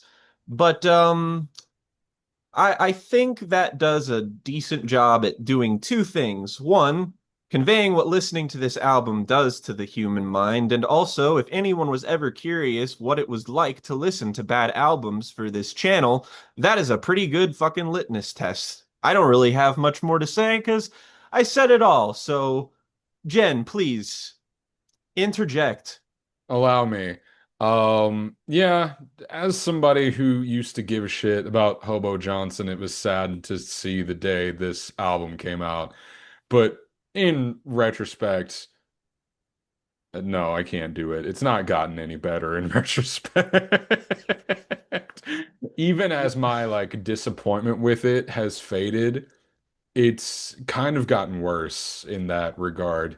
Like there are definitely still some nuggets of what I like about his stuff in there, like I described with the Anton LaVey song. But that when I reflect on that and when I try to argue that, it makes me dislike it more because dude, I know you know how to make good music, and I haven't been able to convince anybody else of this fact. That is the most confounding thing about it is that like and don't misconstrue what I'm saying here. I believe you and Riley 100% that he's capable of making good music. That just makes this worse. No, absolutely. Because you were right about this wouldn't be interesting if there weren't any stakes to this album being a point in somebody's career. If we were just talking about a completely unnotable shit album from a shit person that sounds like shit, where's the passion? Where's the real point there? But I think the point to covering something like The Revenge of Hobo Johnson in full length is that you get to see the worst version of an artist on full display in a way that can be at best pathetic and at worst really uncomfortable to deal with, like the You Want a Baby song, like the therapy stuff on this. And that leads me into I want to do a brief digression to talk about Hobo Johnson drinks, which I Yeah, what the discovered. fuck is this all about? Um, More of the same. It's not as bad as Revenge, but it's also not as interesting as Revenge. It's more so like what would the next album after The Fall be? It feels like a more natural progression from The Fall if he had like a normal amount of a crash out after the death of his father. Um, And see, that's the thing. I don't want to, I mean, like, fucking whatever that doesn't allegations have anything to aside do or with the anything. Revenge. So say Yeah. whatever you want. Well, still, like, all this stuff aside, is that I don't want anyone to mistake my disdain here for anything. Is that, like, when I see that he goes on to make an album called Hobo Johnson Drinks, it's like, I hope this isn't genuinely indicative of like a legitimate further cry. Like, I don't want people to fucking suffer more than they already are. Like, I don't want to hear that. It sounds fucking disheartening, is what it sounds like. Yeah, honestly, I don't really know what compelled him to make music again, even after listening to it. But there is, I will say, a good stretch in the middle. There's a song called Metaverse that is like a good version of his like weird irony joke stuff. There's a great fucking bar on this song. It's actually good because he sounds like he's above it all and not in total despair about the concept of this thing that sucks about the modern world. Sadly, an Um, improvement. Yeah. and Helen Keller's giving you a pep talk. If you pay her $5, she'll say your name, dog. Okay, Like that's that's good. funny. That's good. That's Concede. good. Concede.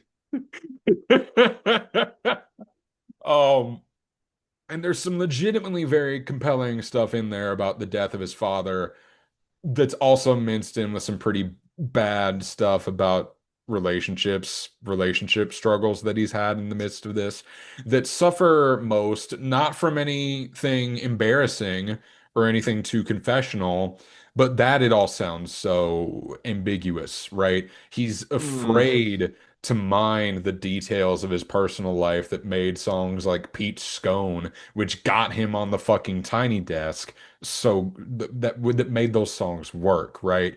There's no detail there, which makes me think that this was just as much of a rush job, even though the production is definitely a step up from Revenge and alienates his fan base. But it makes me think that the writing was kind of a rush job as an excuse to get the band back together. So he didn't. I don't know. Like I don't want to speculate too much on what's going on in this dude's personal life. But the Hobo Johnson drinks it's fine. It's kind of bad. I gave it like um, a 4 out of 10. But he sounds really like he's trying to capture what made him good before and kind of Mm. failing, but I at least appreciate the effort. So I do, admittedly, after listening to it a couple of times, have a small soft spot for it, even though I think it kind of sucks. But that's me having a little bit of nostalgia for the days where I would like unabashedly like browbeat over the fact that I thought there was something to this. You had to put in work to arrive to that conclusion. This is one of the times that doing something for this YouTube channel, like I clocked in. Like this was a job this week. Like I'm so this sorry, my no, friend.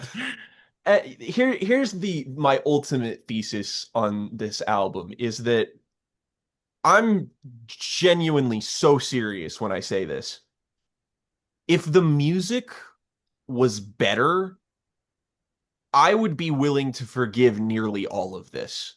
If the music itself felt like it was ambitious or quirky or interesting or like it was off the wall. Again, I made the Ween comparison for a reason. It's like those guys can make, I mean, they have a lot of songs that are like, actually about really complicated emotional things. You just don't really realize it. But like, even then, if you're just doing weird, eccentric shit, like if you have the musicianship and if you want to make something interesting and creative, that can take you so much further than this. Like the problem with Hobo Johnson is that his voice is always the most important thing in these songs, and it never should be. Ever.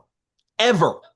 Ever. There's some good songs on the fall where it's actually not because he's doing some like Yeezus era level like layered auto tune shit But ever since then, it's just been like the his mic is always turned up the most, and it's the first mistake he makes in every single song. That's that's it. It's you need the presence. You need a more musical presence in this to make it more interesting. Like on the one hand, I get it because clearly it's the writing that he puts the most thought into, but again, it's like Hobo Johnson missed his calling as a stand-up guy. Like he Oof. like that it just the music feels so utterly incidental to this entire thing. Like there's no alchemy, no synergy. It is an album with the artistic merit of a cardboard box. Compare this to like Words, Words, Words, Bo Burnham, where like I thought about that Bo is a Burnham a guy, lot. that's a guy who clearly cares about the music that he is making and not just the jokes that he's telling. And that was like Bo Burnham's Inside actually made it onto the same list that Hobo Johnson did purely because Riley had a huge disdain for it. Now, I haven't seen Bo Burnham's Inside, but I like purposefully avoided it because all that I could perceive from it was basically what I was perceiving from this album, which is just like I have no doubt that Bo is putting it in a more artful way. He's putting more thoughts into his lyrics. It's like, I mean, I still really like Bo Burnham. I think he's a really interesting writer. I think he's a really interesting creative. I think that he does actually put thought into his songs and lyricism and the music that he does it all with. Like he's the optimal version of this, frankly, but it wears thin so quickly when the entire point is just like, look at how much I suck. Like there's just that we have moved on from this like idea culturally. Like this is like coming out with a movie in the year 2025 that's just like I don't know, fucking like it's basically like it's comparable to the phenomenon of like really, really aggressive 2000s like girl boss feminism.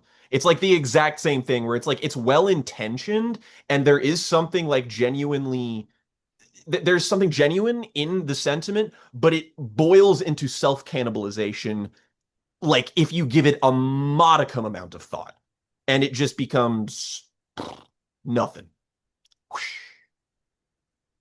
So Jake, I needed to secure the flag post that we put up. I needed to secure the touchdown. I had five Right, yards left to go. right. Did I make it? Here's the thing. When listening to this, I had to ask myself one question, and that was, is this worse than alienates his fan base? Hmm. And I thought about this for a while. And the answer is unfortunately no. Alienates his fan base to me is a sloppier, more like pointless, more like it is everything. It's basically like if you boiled Revenge of Hobo Johnson and all of the impurities, aka the things that made anything about it worth noting or commenting on in the first place, it evaporates from the final product. So, frankly, I give this a strong 4 out of 5 bad stars because it doesn't quite hit the level of aggressive pointlessness that does. And the older I get, the more I'm like, I the willfully disposable art pisses me off so much more than anything else could. Like I think this is a failure on basically every fucking level. But that said, I can tell that there is effort here, and I can't ignore it. Alienates his fan base, on the other hand, I hate that album even more. In fact, I think I had that at a 1 star, and then I lowered my rating of it because I was just like, this is fucking trash. I can't stand this shit. Like, it's one of those things where it's like I would have probably been a lot more angry and entertaining in my anger of this a few years ago, but this like is listening to this is just legitimately kind of demoralizing. Like I hear it and I'm like, Man, it's a sorry state of affairs when this gets propped up and is like notable, and we have to, as a culture, reckon around what its problems are as if they are worth addressing at all. It's just, it makes me genuinely kind of sad. I pity this album more than I hate it.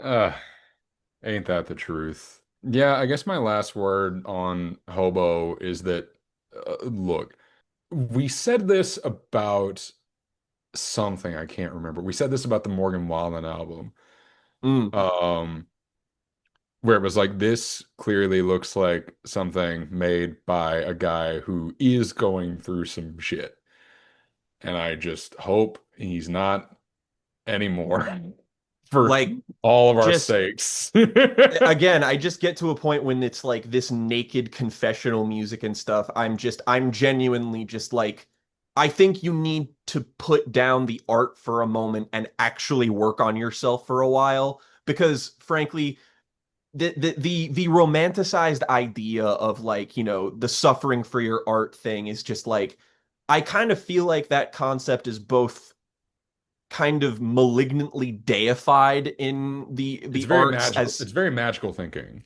yeah, and it feels very divorced from the current reality that we inhabit. And frankly, I would much rather you, rather than making a Crash Out album, pull a Kendrick and work on yourself and make a Mr. Morale instead, because I guarantee you that's going to be more interesting and fulfilling than anything in the midst of your spiral is going to be. Like I get the rawness, I get that kind of stuff, but like as somebody who consumes lots of shit like emo music and stuff like that, if you don't fully commit, if you do not fucking plant your flag in the sand, it's not worth it. It's really not. Like I lament the idea of people having to follow artists like this and just track their crash. It's why like for,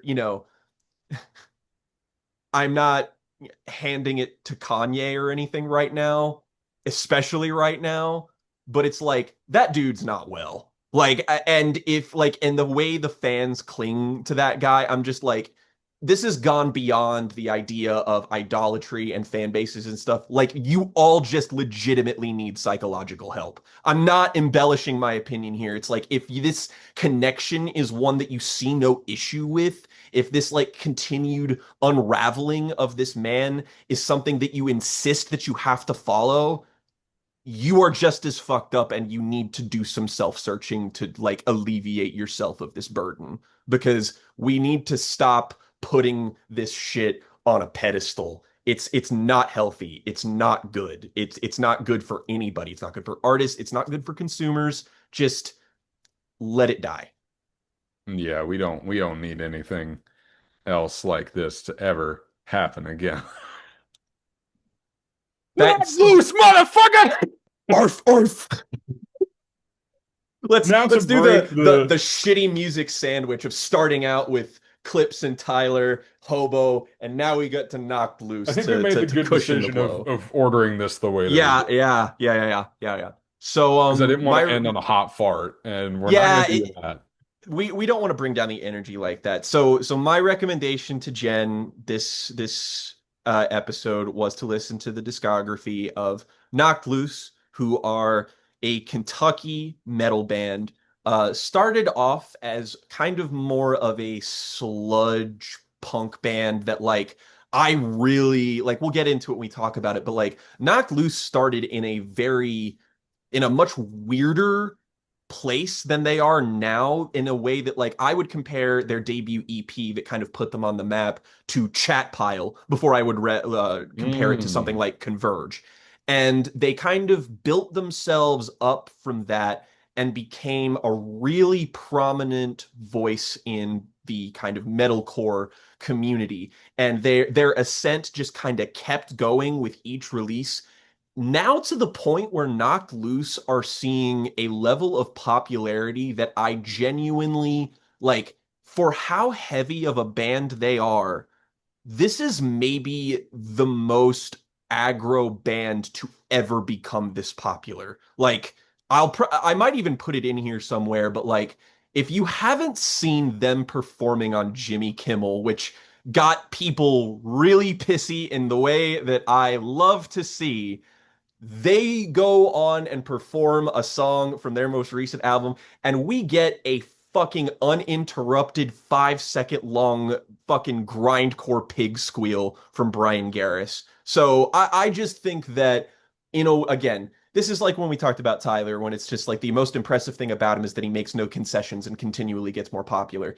It's the same thing with Knocked Loose. They are a band that pursue heaviness at all Mm. cost, and they never manage to lose their stride. And because they are linked to Jen and I through sharing some heritage, and because this is punk music, this is metal music, I wanted to turn Jen on to some new metal music.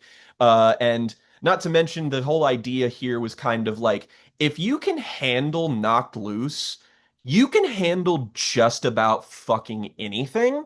And so anything else that I recommend in this sphere will definitely it not pale, at least in quality comparison. Well, it might, just because I do think this is a fantastic band who have a fantastic catalog.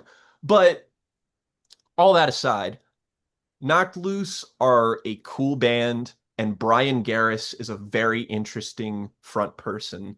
And you take a look at this band, like a banner, like a photo of them in like a photo shoot, and it's like, I went to high school with these motherfuckers. Like, these guys sat in the back of the bus, they wore camo jackets, and they probably talked a lot about hardcore music. Like, I remember these guys. I thought they were cool, but I was kind of afraid to talk to them.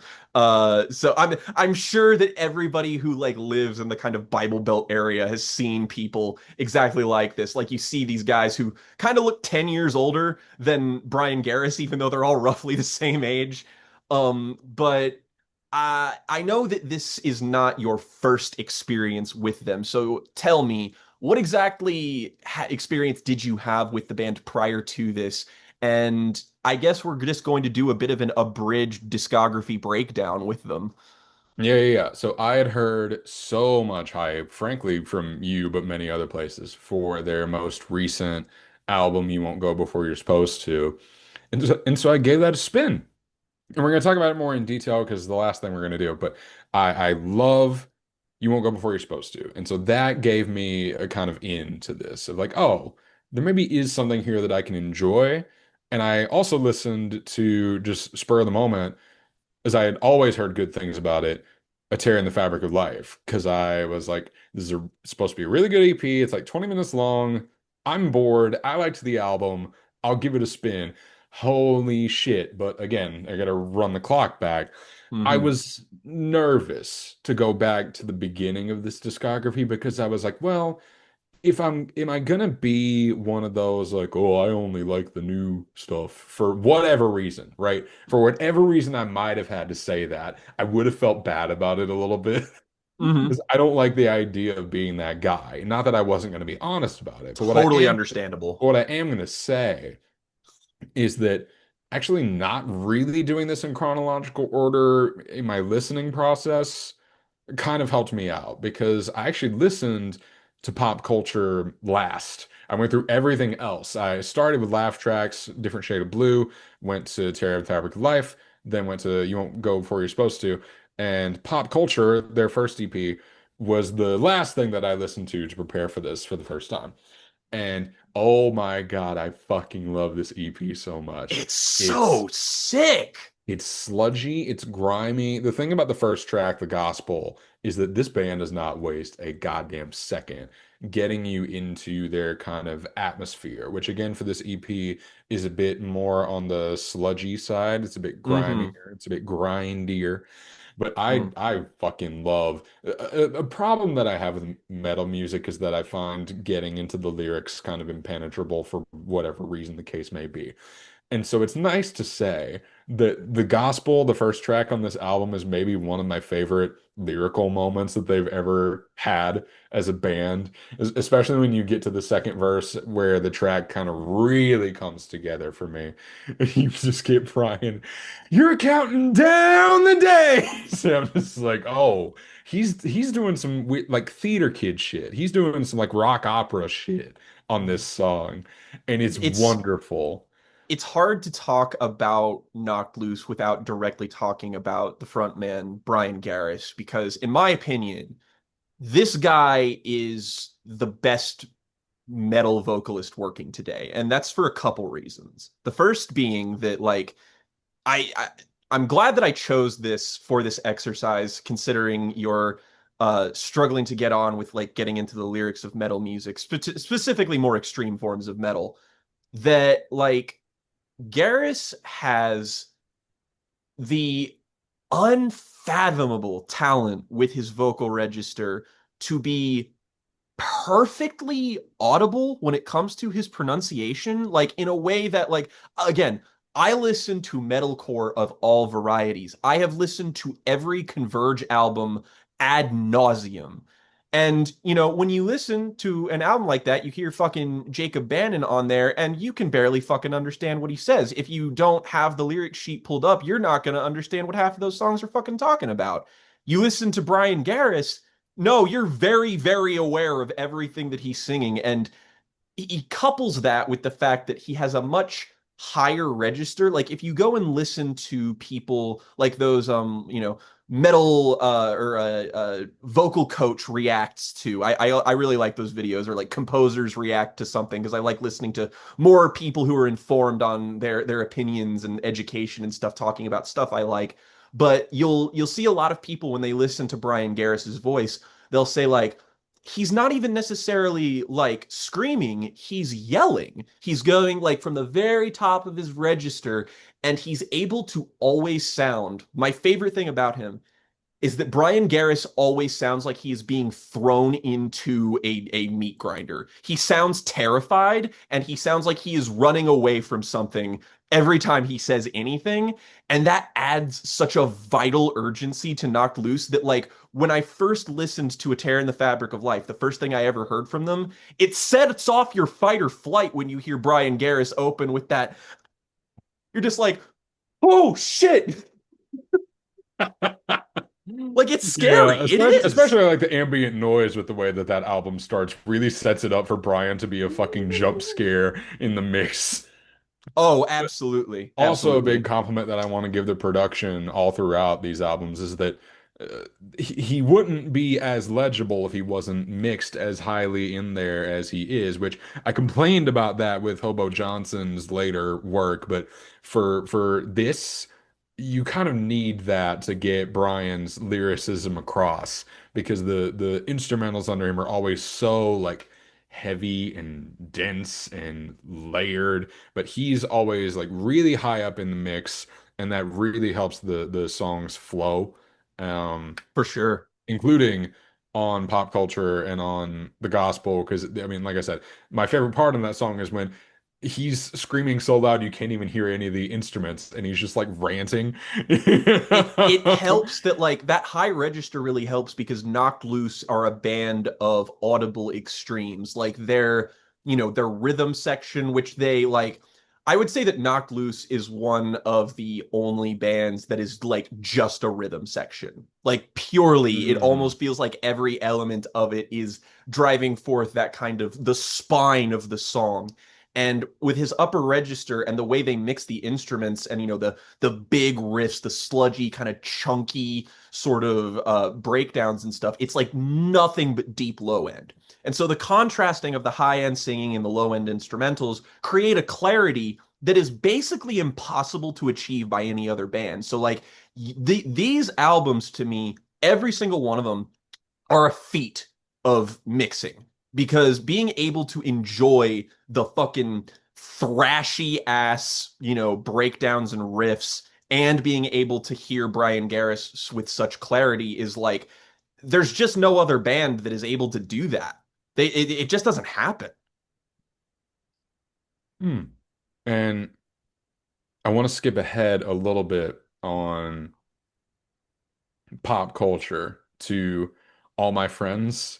Oh Mm, boy, another lyrical moment where I was just like, I feel so much of this strange like sense of alienation that he's hmm. describing on here. And it feels great that I can say like, oh, I'm compelled by the lyrics on this gigantic thick ass heavy metal song that I'm almost hurting my ears listening to. Yep. It's something that I've always been kind of chasing and something that I've always been afraid to like get into the genre because of. I'm like, what am I going to get? What am I going to be able to carry with me? Because I do not have the ear for the variety that this genre can provide. I am more than willing to admit that. I do not It's an have the ear acquired for taste. this. I don't have the ear for this kind of stuff yet. And so seeing on pop culture a lot of lyrical focus gives me promise. And I mean, like I said, this was the last thing that I listened to, but it was nice to see that from the beginning, they had a sense that Brian and his lyricism is a really unique feature of the band, not just his vocals, but the way that he writes that can drive a narrative forward, drive an album forward. And the sounds can complement, the kind of mood that comes with his lyrics, which I'm going to talk about more as we kind of go through these projects, these albums. But no, I ended up really, really, really loving pop culture, and I'm kind of sad that Laugh Tracks takes a departure from the sludgy stuff because Mhm. after listening to everything else, I just feel kind of meh about Laugh Tracks in general. I like it. I like it a whole lot, but it's the thing that I've held on to the least apart from a couple of particular tracks, just because what I like about a lot of songs on Laugh Tracks, I get better in better places later in their discography. That's not to discount songs like Counting Worms and Billy The No Mates, song, which are big, big, big, big standouts on this for oh, me. put And the them on the mo map. Counting Worms was like the song that got everybody interested in them. and the mood that comes with the opening and the closing. I especially do like the closing track, the title track, laugh tracks a whole lot. I love the moodiness that comes with the exit and the use of actual laugh tracks as a way to keep the band out, as a way to give a kind of ambiguous ending to the title itself, right?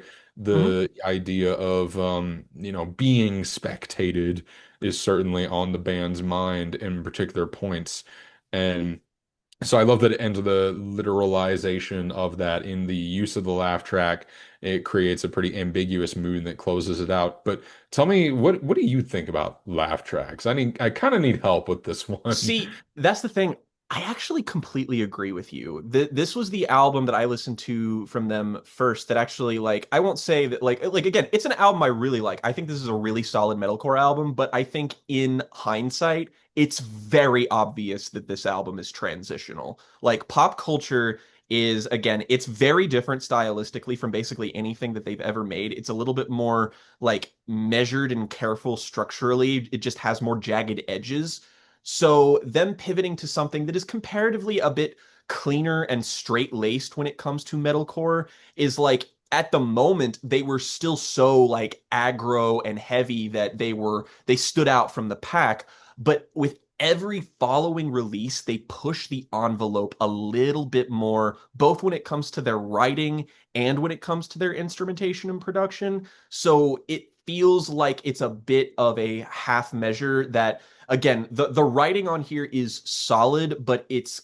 a lot of abstraction and that's fine. A lot of metalcore just kind of deals with like lyrics like that, but it lacks kind of the more, I guess, personal edge that I felt on pop culture. Like pop culture is a really like it's a kind of satirical album. It's a really Mm, like it's mean-spirited too. And like Laugh Tracks is to a degree, but it like of all of the Knocked Loose albums, the one another thing I love about them is the fact that they are so heavy and that they are so aggro, but the atmosphere on their records is impeccable. And I kind of get the least amount of atmosphere on Laugh Tracks. It's a bit more yeah. bare bones, and like I can certainly see like this is still like a fan favorite for a lot of people, and I totally get that, but it is definitely the Knocked Loose project that I personally have come back to the least, just because it feels like a stepping stone more than a definitive statement.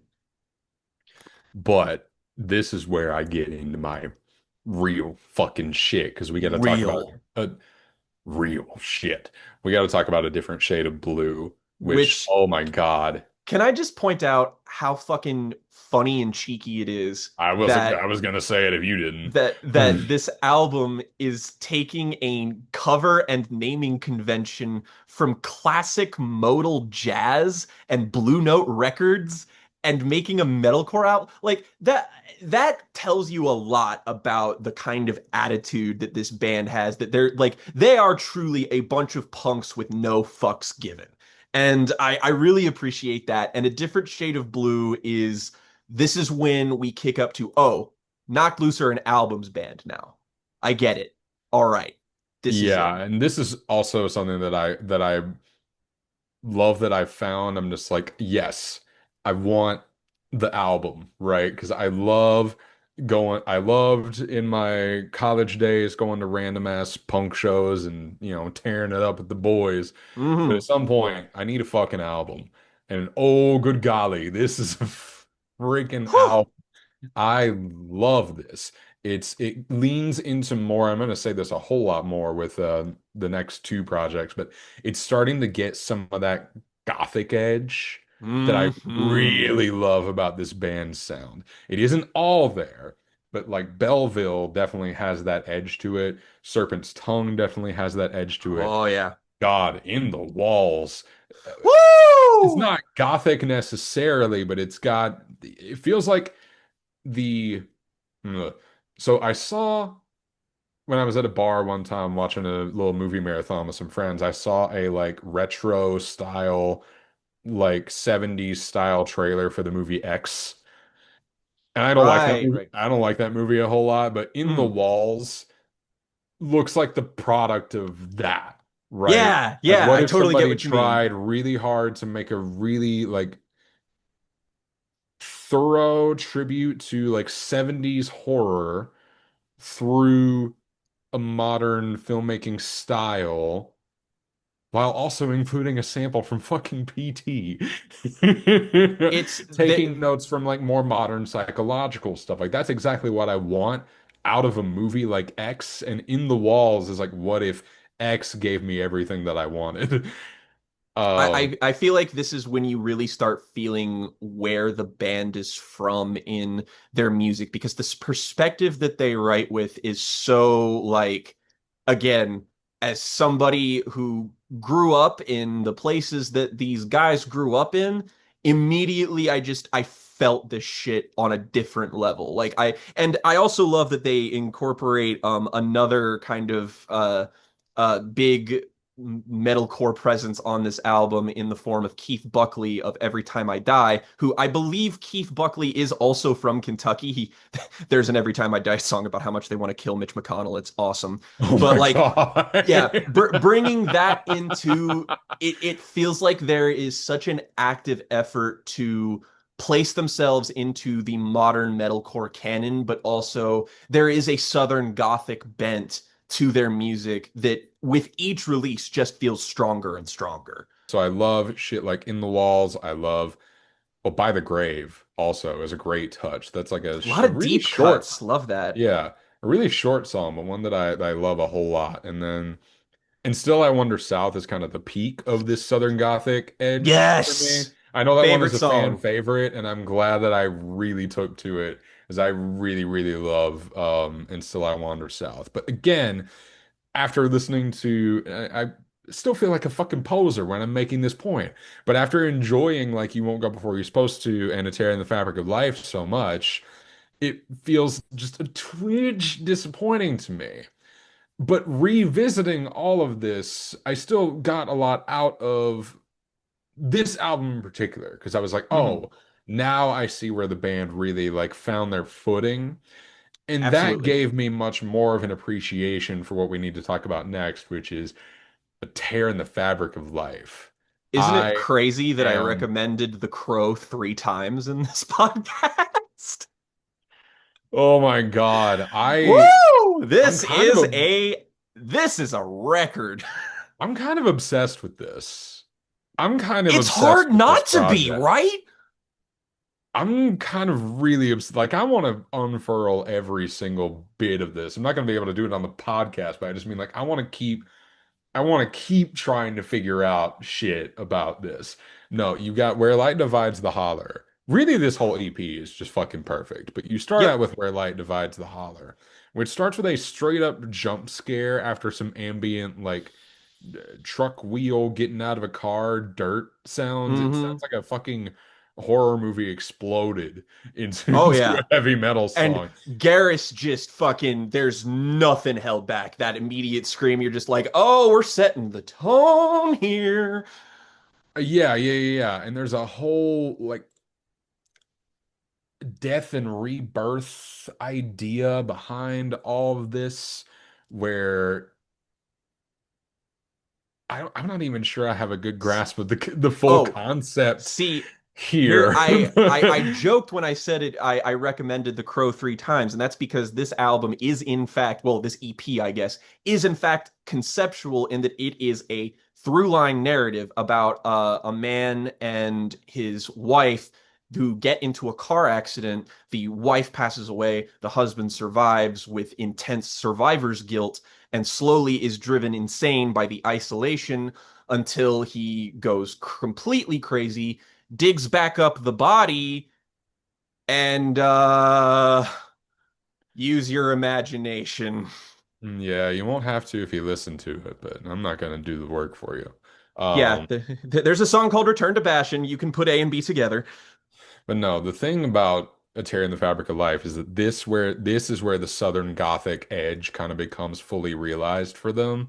And that little aesthetic addition makes this absolutely supremely my shit. Mm. You know me, you know I dig this. And so I'm so glad that you recommended this to me so many times because I feel this shit in my heart. I love all this. Like I listen to this stuff and I think about your books. I think about my favorite like Southern Gothic stories. I think about this fucking Billy Strings song that I really like off of his last album that I've been listening to. That's a fucking murder ballad about killing a Billy rich Strings man. fucking rocks. We Billy got to talk Strings about him in some fucking capacity on here. rocks. Go listen to My Alice off of his last album if you want some classic murder ballad shit. He's got a new single with death metal band extraordinaire Cryptopsy. Oh, I haven't Fucking listened to that yet. I need to listen go to check that. that shit out. It's so funny. But He was on Instagram and I just like I love his voice because now I just imagine him being like, I got to make a song with my favorite metal band. so one interesting thing I want to ask is that did you listen to the version of this album that existed on streaming before it was taken down for copyright purposes because of the inclusion of God Only Knows by the Beach Boys? No. So What? originally, this album was released, and there you can hear it very briefly in the radio stations that are being tuned in that kind of ambient Yeah, sort of yeah, yeah. crawl at the very beginning of Where Light Divides the Holler. But on the second song, God Knows, there is like a segment where they are listening to the radio, and like at the very end, it kind of trails off, and it's you start hearing God Only Knows by the Beach Boys, and it slowly gets a little bit more distorted, and then like slows down, and it adds to the atmosphere of the song so fucking well. And it's also like, you consider what the song God Only Knows is about in the context of the narrative on the album, and you're just like, oh, owie, that hurts. Well, But yeah, they and couldn't the keep it on streaming tangibility of because that. it was copyright claimed. Yeah, it sucks that that got lost because the tangibility of so many of these things, the I want to talk about this kind of in the same vein that we talk about the clipping a little bit, where just like Yes. the Oh, sound, Jen, the I was gonna sound make this comparison. design. They write songs like we talked about the clipping songs that describe a room. That's how Knocked Loose writes songs, and that's why they rock. Yeah. Because like where light divides the holler is just all about being in a time and a place, but it's all about the delivery of it, right? Hmm. And so I hate that I'm gonna try to dig up that original version of it. Yeah, I But had to. You can find it on SoulSeek pretty easily, thankfully. But like, I was able to track it down because I need that version of it because it's just a little bit of extra spice that I really really like. And I mean, I'm a Beach Boys fan, so like, fucking yeah, of course. yeah. But no, this is where I feel this band really become who they are as a kind of character in the scene of 100%. like, no, we're going to tell different kinds of stories. We're going to have different kinds of atmosphere about it. We're going to incorporate some, storytelling tropes that we love, which oof, I have friends that are really into Motionless in White for all of the horror references. And I'm just like, I don't know how to tell you this. I think that's so fucking corny. Yeah, I was never able to get fully on board with that either. Again, as somebody with really similar interests and proclivities, it's like there's kind of a there's just kind of a cheeky irony that's there that detracts from the overall aesthetic inclusion that like Knocked I'm not saying that you have to be 100% serious, and like clearly Knocked Loose are not 100% serious. They fucking bark on pop culture. Like come on. But on this album, it's like their ability to take themselves seriously just adds to that dire, urgent tone that's always been in their music that just drapes it in like inescapable doom. And not to mention, Yeah. like, this I agree completely is the moment where they kind of become themselves because I'm gonna try and say this in a way that doesn't sound kind of ludicrous, but like I feel like Knocked Loose are kind of discovering their own metal music language with how they utilize what a breakdown is, because this isn't a genre they invented, but this album is considered to be in a subgenre of hardcore called beatdown hardcore.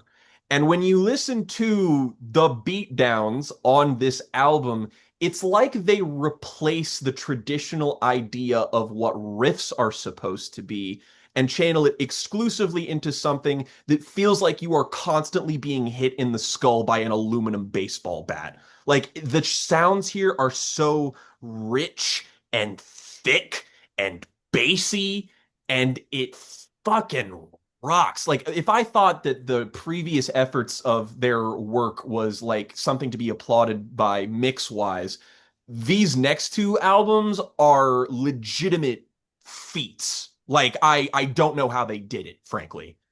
Yeah, no, there's just so many great moments of rhythm on this Hmm. album, on this EP especially, that really carry the narrative forward even amidst the chaos of it all. But I love that we're in such an emotional space of this character, and the music reflects the kind of frenetic state of mind Hmm. in a really unique way that you just don't always get out of music like this, or at least I don't get it. But when I listen to like just these breakdowns by themselves, I feel the emotion of a character happening.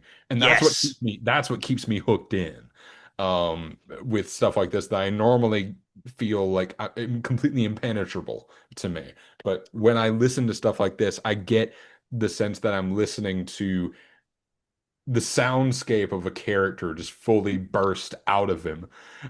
You And get I that fucking lyrical moment on there that I love so much. Like this has some like truly like I think Knocked Loose's writing has always been really solid, but again, the instrumental level up mimics the lyrical level ups here. Is that not only is this like conceptual, it's just that there's so many great moments of writing on this. Like I love the fucking "we have each other and that's all we'll ever need." It's like, yeah. and with the fucking breakdown that follows, it's just like there is such a richness to how the lyricism and the instrumentation interacts with one another that just, it always makes you feel the impact. And even the best metalcore struggles with that a lot.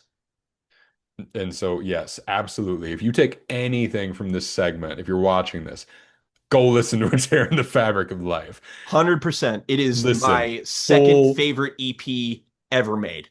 full wholehearted recommendation from me as a lover of horror and the gothic and the macabre.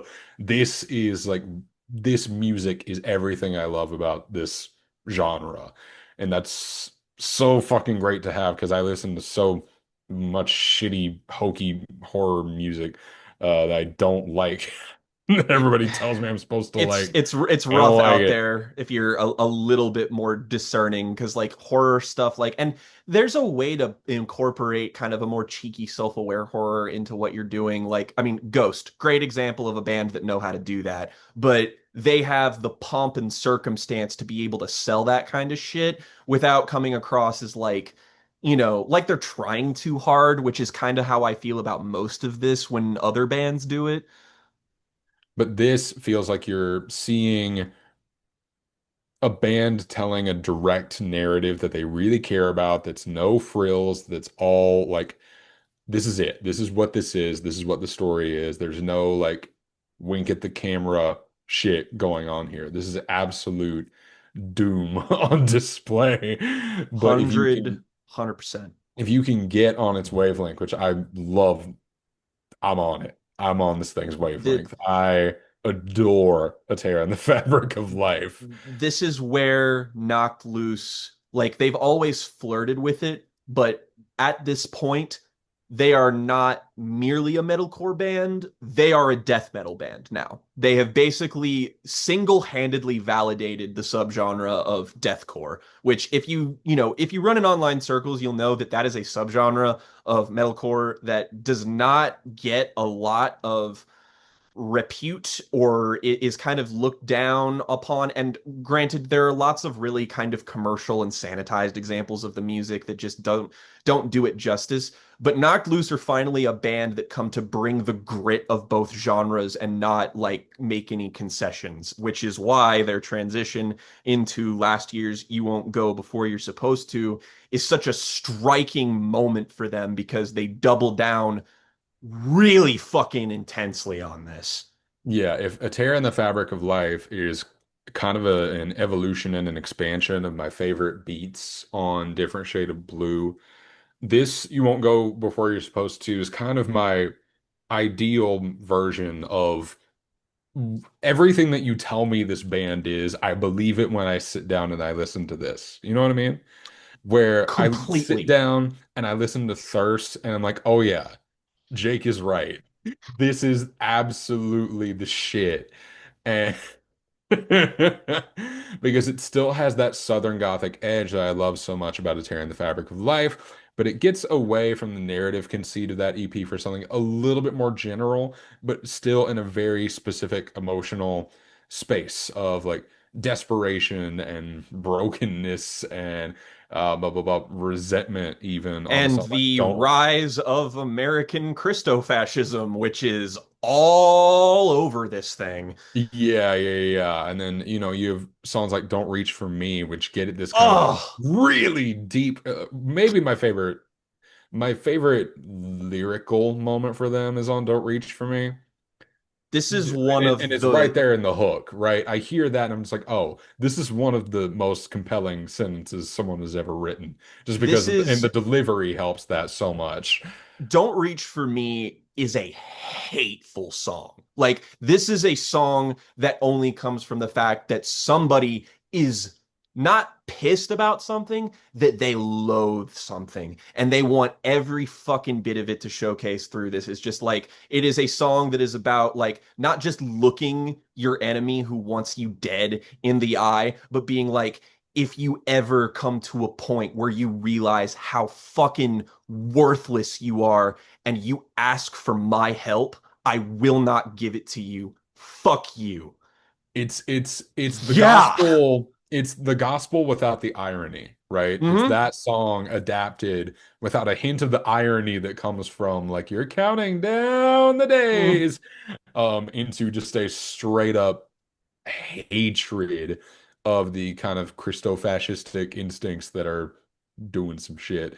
I don't need to belabor the point, No, I but mean, Knocked Loose make it very apparent what, like, I mean, Suffocate, for instance, one of the singles on this album, which, man, I was spinning these singles like crazy last year waiting for this to hell come out. yeah. But when Suffocate popped up as, Knocked Loose have released a new single on Apple Music, and I was like, featuring Poppy, interesting, because, For like, those who don't know, who the hell is Poppy?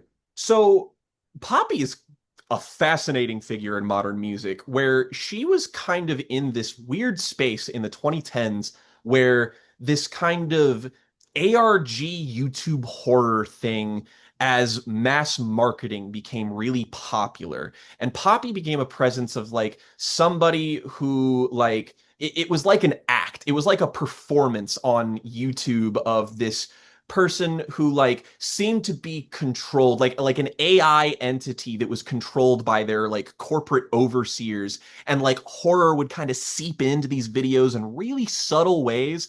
And then eventually she started to pivot into making music after this, and it was like really kind of ambient and strange, and then it just kind of grew into like this fusion of hardcore and pop where she was making metalcore songs that featured Grimes on and some of her albums, and has gone on after separating herself from her original creative partner who was really sketchy and kind of screwed her over about some business shit and some potentially other shit that she talks about in her music that's a lot rougher than just financial stuff. But she comes onto the scene and really breaks through with 2020's I Disagree, which is an album, or 2019, 2020, 2019, 2019, I think.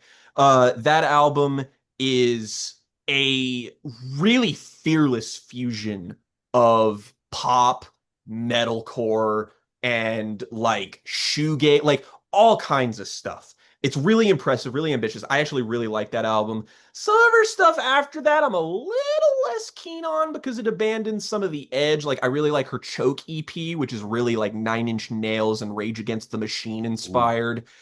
Some of her more alt-rocky stuff, not for me. But like, she pops up as a feature on that song, and I'm like, huh, I hope I get more I Disagree poppy instead of, post that poppy. And she comes on to this song and is just like, hey, Brian, bet Hold my beer. No, share my beer, as we that sound great that together. fucking scream is so gnarly. They have such great vocal chemistry. I kind of want those two to keep making music together forever. Like I Burdened by all of your failures. It's so fucking like I the fucking reggaeton drum break in the middle of this song. These insane. guys are insane, man. They're crazy. I love that they're unafraid to take those genre influences in though, because Yeah. there are so many of these breakdowns that take influences from like, more direct rock music, from country music, even from Mm-hmm. bluegrass, right? They've got some bluegrass rhythms on some of these songs that I fucking adore. I Yes. love that they've embraced a little bit more of those southern roots, which I mean, we're always kind of there, but between the last project and this one have become a fully fledged out part of their aesthetic. And that's what's Mm-hmm. made me gravitate so much more toward the two of them. And oh my God, but my favorite musical moment, I think, of all of their stuff is the big breakdown that happens at the end of Blinding Faith. Oh my Oh my Blinding Faith. Lord. I am so sad that we didn't do like more formal like best albums and best songs of the year because frankly, Blinding Faith is my song of 2025. I heard that single and I was like, "Oh, they're cooking. They're cooking. Like holy shit. This is the most unapologetically brutal thing since like Converge dropped Fault and Fracture. Like this shit is nuts. So I want to be very clear with this segment. I'm feeling like I'm kind of bad at talking about this music. But You're not. the point the point of this for me, what I wanted to get out of this was an exploration into a side of music that I don't normally go into that has that little twitch of something that I will immediately get an appeal out of. The kind of southern edge that this band bring, along with the local sentimentality. Because I love the fact that these guys are towny boys for me. Because Hmm. I've been living in Louisville, say that three times fast and fail like I just did for quite some time. And what I ended up getting out of going through sequencing through this discography in the very strange way that I did, because I kind of listened to all this shit out of order, was just a great sense of seeing an artistic project become fully realized and seeing myself like grow as somebody who always wants to be, I consider myself a lifelong learner. Uh, somebody who always wants to be like discovering things. Yes. And I Yes. really discovered a love of metal with this band that I really want to take with Yeah. me into the future. and with me into, being a big fan of this band's music and getting more and more out of their stuff as I keep listening to it, because I'm gonna be listening to this shit for a long time. I love this so much. I'm not gonna lie, there have been very few days since this album came out where I haven't listened to at least one song from it, just because I mean it's big, it's heavy, I'm a metalhead naturally, but like the writing on here is so caustic and like this is the sound of people who are fed up with some bullshit, and they do it in a way that like is very confrontational, but it doesn't abandon the kind of gothic poeticism of stuff before. Like Blinding Faith is such an immaculately written song. Like I had to Yes. just it not just to share my love of this band and metal music in general with you, but like because that review got lost in the shuffle last year, it completely missed it. Like, I'm shocked that this album, which I gave a total perfect score to, I didn't get to shout out more, and frankly, would have been my album of the year if not for the god himself, Sturgill Simpson, dropping his best project last year. But regardless, with a song like Blinding Faith, I hear like the stanzas, like the I will suffer here instead of biting my tongue, condemned to a life of pain until my time has come. No promise of heaven will make me march. With my final breath, I deny the church. The word becomes the law. The word becomes the law. Bend the knee, child of God. Fall in line. Fall in line. And man, there are not a more unfortunate set of lyrics in 2024 to age well other than this. Because, No. I mean, like, not getting into all of that, but I am continually seeing communities I have grown up with and just the general state of the world fall victim to some nasty, nasty shit. And hearing people talk about it, people who've clearly experienced it on that level, like and Brian Garrison, the band seem like pretty chill dudes. They like donate to pretty cool causes and stuff and play shows in small places. Like they have not forgotten their roots, even though they have blown up so much farther beyond reasonable measure. Like this is by and large, you won't go before you're supposed to. This is the heaviest metal album to enter the mainstream potentially ever. And I don't say that lightly. Again, it's just like I say that this is a staple metalcore moment that I think we haven't seen since Converge dropped Jane Doe, which literally is the defining record of the genre. And I feel like we haven't pushed it further since this, because the one thing we haven't mentioned about this album is that it did feature a change in producer. The producer on this album is actually more experienced with stuff like hip hop and what have you. And as a result, this album's mix is blown the fuck out. It's got a And rasp to it that it's I just love to listen to. there is a textured fucking like this album sounds like a cacophonous fucking nightmare. And if not for the fact that these songs are as tightly structured as they are, I can completely understand this being somewhat impenetrable. In fact, I'm pretty sure Riley had that exact problem with this album. However, as a band that I respect pursuing raw heaviness, even though it's like going in this direction should not have earned them more fans. Like it literally does not make sense that they have continued to accrue success. So frankly, if you're the type of person who thinks that like, who thinks this is a bit impenetrable mix wise, like I understand it, but also you're all weak. Fucking nut up, bitch. This is metal.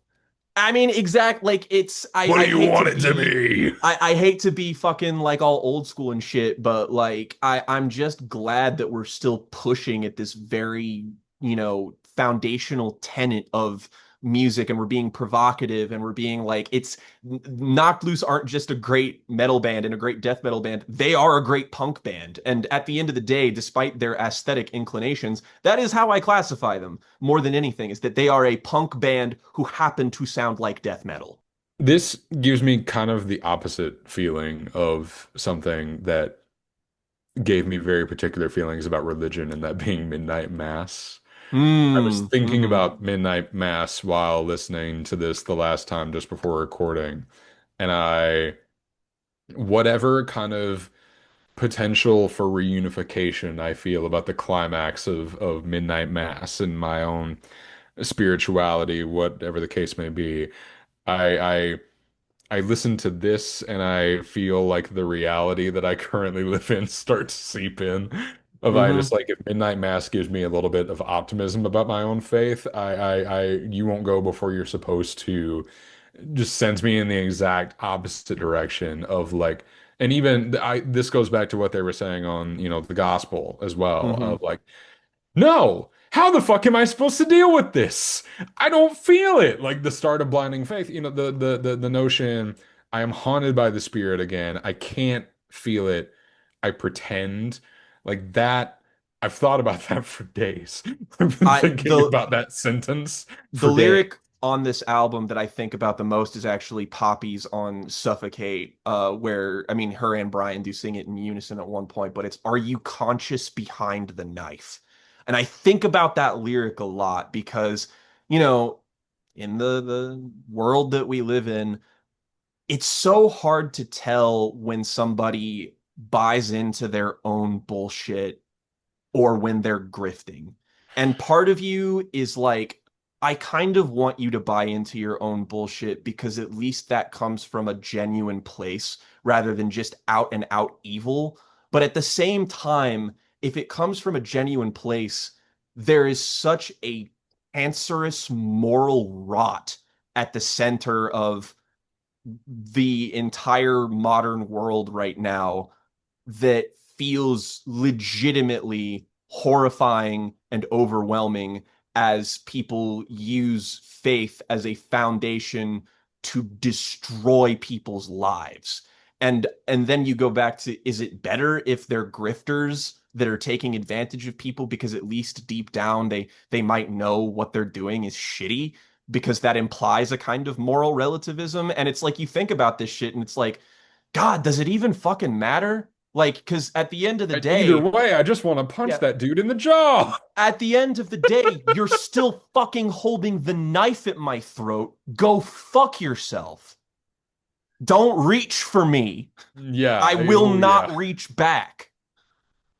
Don't reach for me. Holy shit. I had a tremendous experience with all this. That's all I wanted. That's all I wanted. This is a band that have grown to like, I was almost just so impressed with A Tear in the Fabric of Life. Shout out to friend of the podcast, Connor, for coming on to the show in 2021 and putting us all onto Knocked Loose in the first place. Dude always has fire metal recommendations. And I will do whatever he tells me to do from yeah, now on. now you know why. Now you get it. So like I was initially just so impressed with their style, their uniqueness, and the raw musicianship at play. I was just like, yeah, man, this is a great metal band.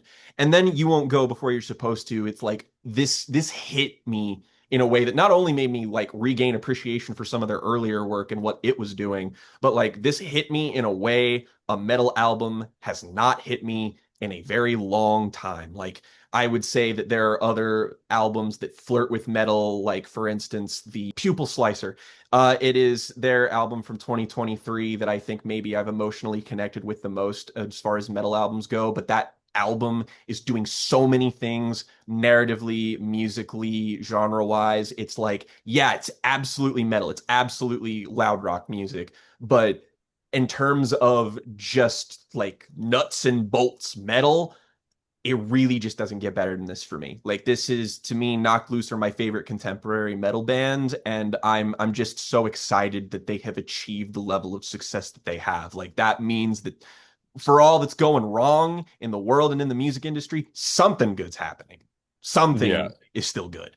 something good is breaking through here, which oof, I fucking love it and I fucking needed it, turns out. It's cathartic as all fuck, and you know we need some good catharsis in the days to come. That's it's just how it be.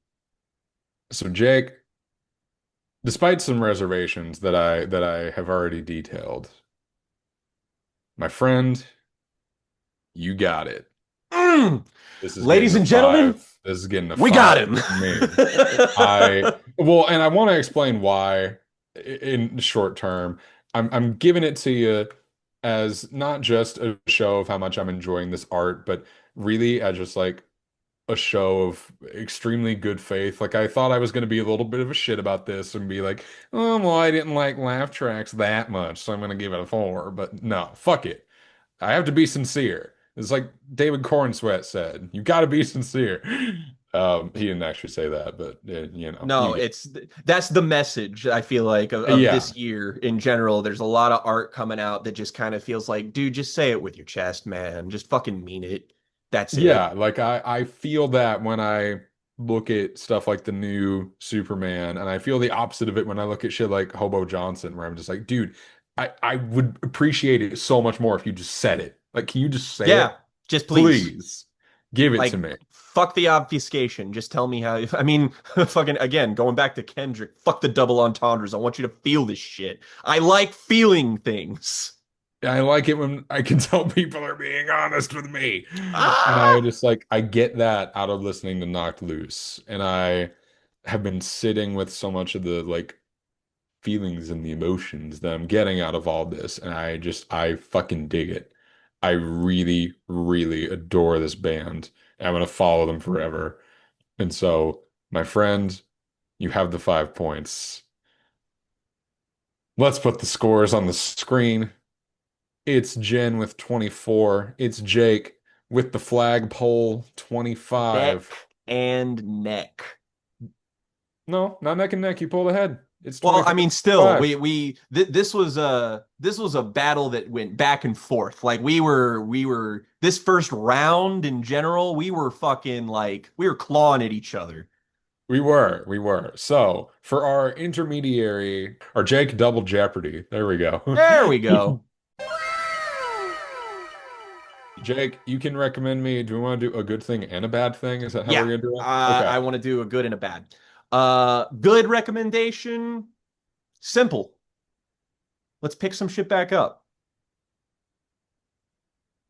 Full Metal Round 2, baby. Let's It's time. go. Okay. We're Full Metal continuing round forward. 2. Let's go. Now, uh, and this very, I mean, this is just same as before. We're just gonna go through that next season. We're gonna talk about shit. Go watch our first episode on that if you want to catch up with what our thoughts are on that so far.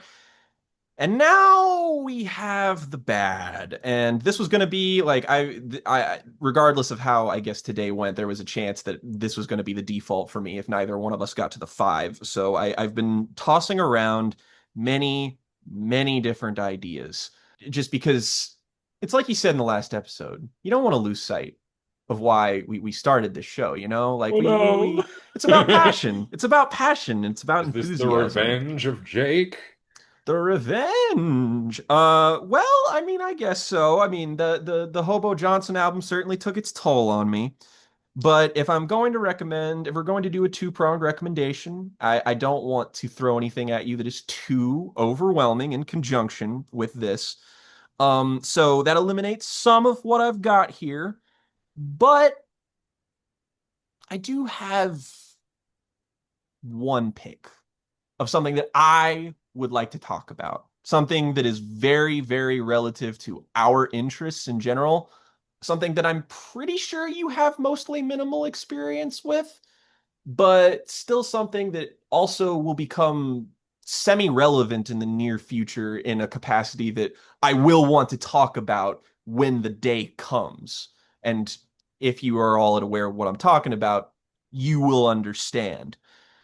So, Jen, we're going to take a journey. We're going to go to a town, keeping it Southern Gothic, I guess. We're going to go to a little place called Silent Hill. Oh no. And Oh no. we're not going to the games though. The beloved, critically acclaimed masterpieces, Silent Hill 1, 2, 3, 4, great games that I love. We're instead going to be talking about Silent Hill, the film, and its sequel, Silent Hill You son of a Revelation bitch. 3D. You son of a bitch. You Oh, want to do them both? Oh, oh yeah, God. because on the horizon, we have the Silent Hill 2 movie in the works. It is being made right now by the original people that made the first Silent Hill movie. And Silent Hill in general has received a lot of a resurgence over the last year. Not only did we get the Silent Hill 2 remake, which against literally all odds managed to be good, so that was something. And we also had the announcement of a new Silent Hill game called Silent Hill F in conjunction with the movie coming forward. So this is a staple horror franchise in many mediums that I have a lot of thoughts about and that I think is worth diving into. But the games, they do take a little while. And while I'm certainly not putting away the possibility of potentially talking about something like Silent Hill 2 and 3 one day, because frankly, that has great segment written all over it. The Silent Hill movies are interesting in ways that other video game shitty adaptations are not. Not to imply that these are better, but they are more interesting, if you ask me. So, Ugh. I'm a bit, I shouldn't say concerned. I don't know what I'm going to get out of this because I know things about the games, but I haven't played any of them. So I worry. that's probably good because if we're going to tackle them, my perspective is somebody who is very informed by Silent Hill 1, 2, and 3. I would like to know what somebody who doesn't have that kind of connection thinks of these movies because I won't lie, a lot of my disdain comes from the fact that they poorly translate a lot of things over from the medium and what have you. So maybe a perspective with some more clarity. Not that I think that's going to help one of these films all that much in terms of our evaluation, because Yeah, yikes. we're going to rehash some of our adaptation conversation from the Crow segment, I'm certain. And in for two mediums that are very, very different. So, look forward to that. Next time on Jen and Jake's Bizarre Affray, they rev up at full throttle for more Full Metal. And will Silent Hill render them speechless? Yeah, that's pretty good. That's all right. Look at That's you all with a good right. outro. Look at you with a good outro for the Double I finally Jeopardy. managed to come up with one instead of relying on you to do it.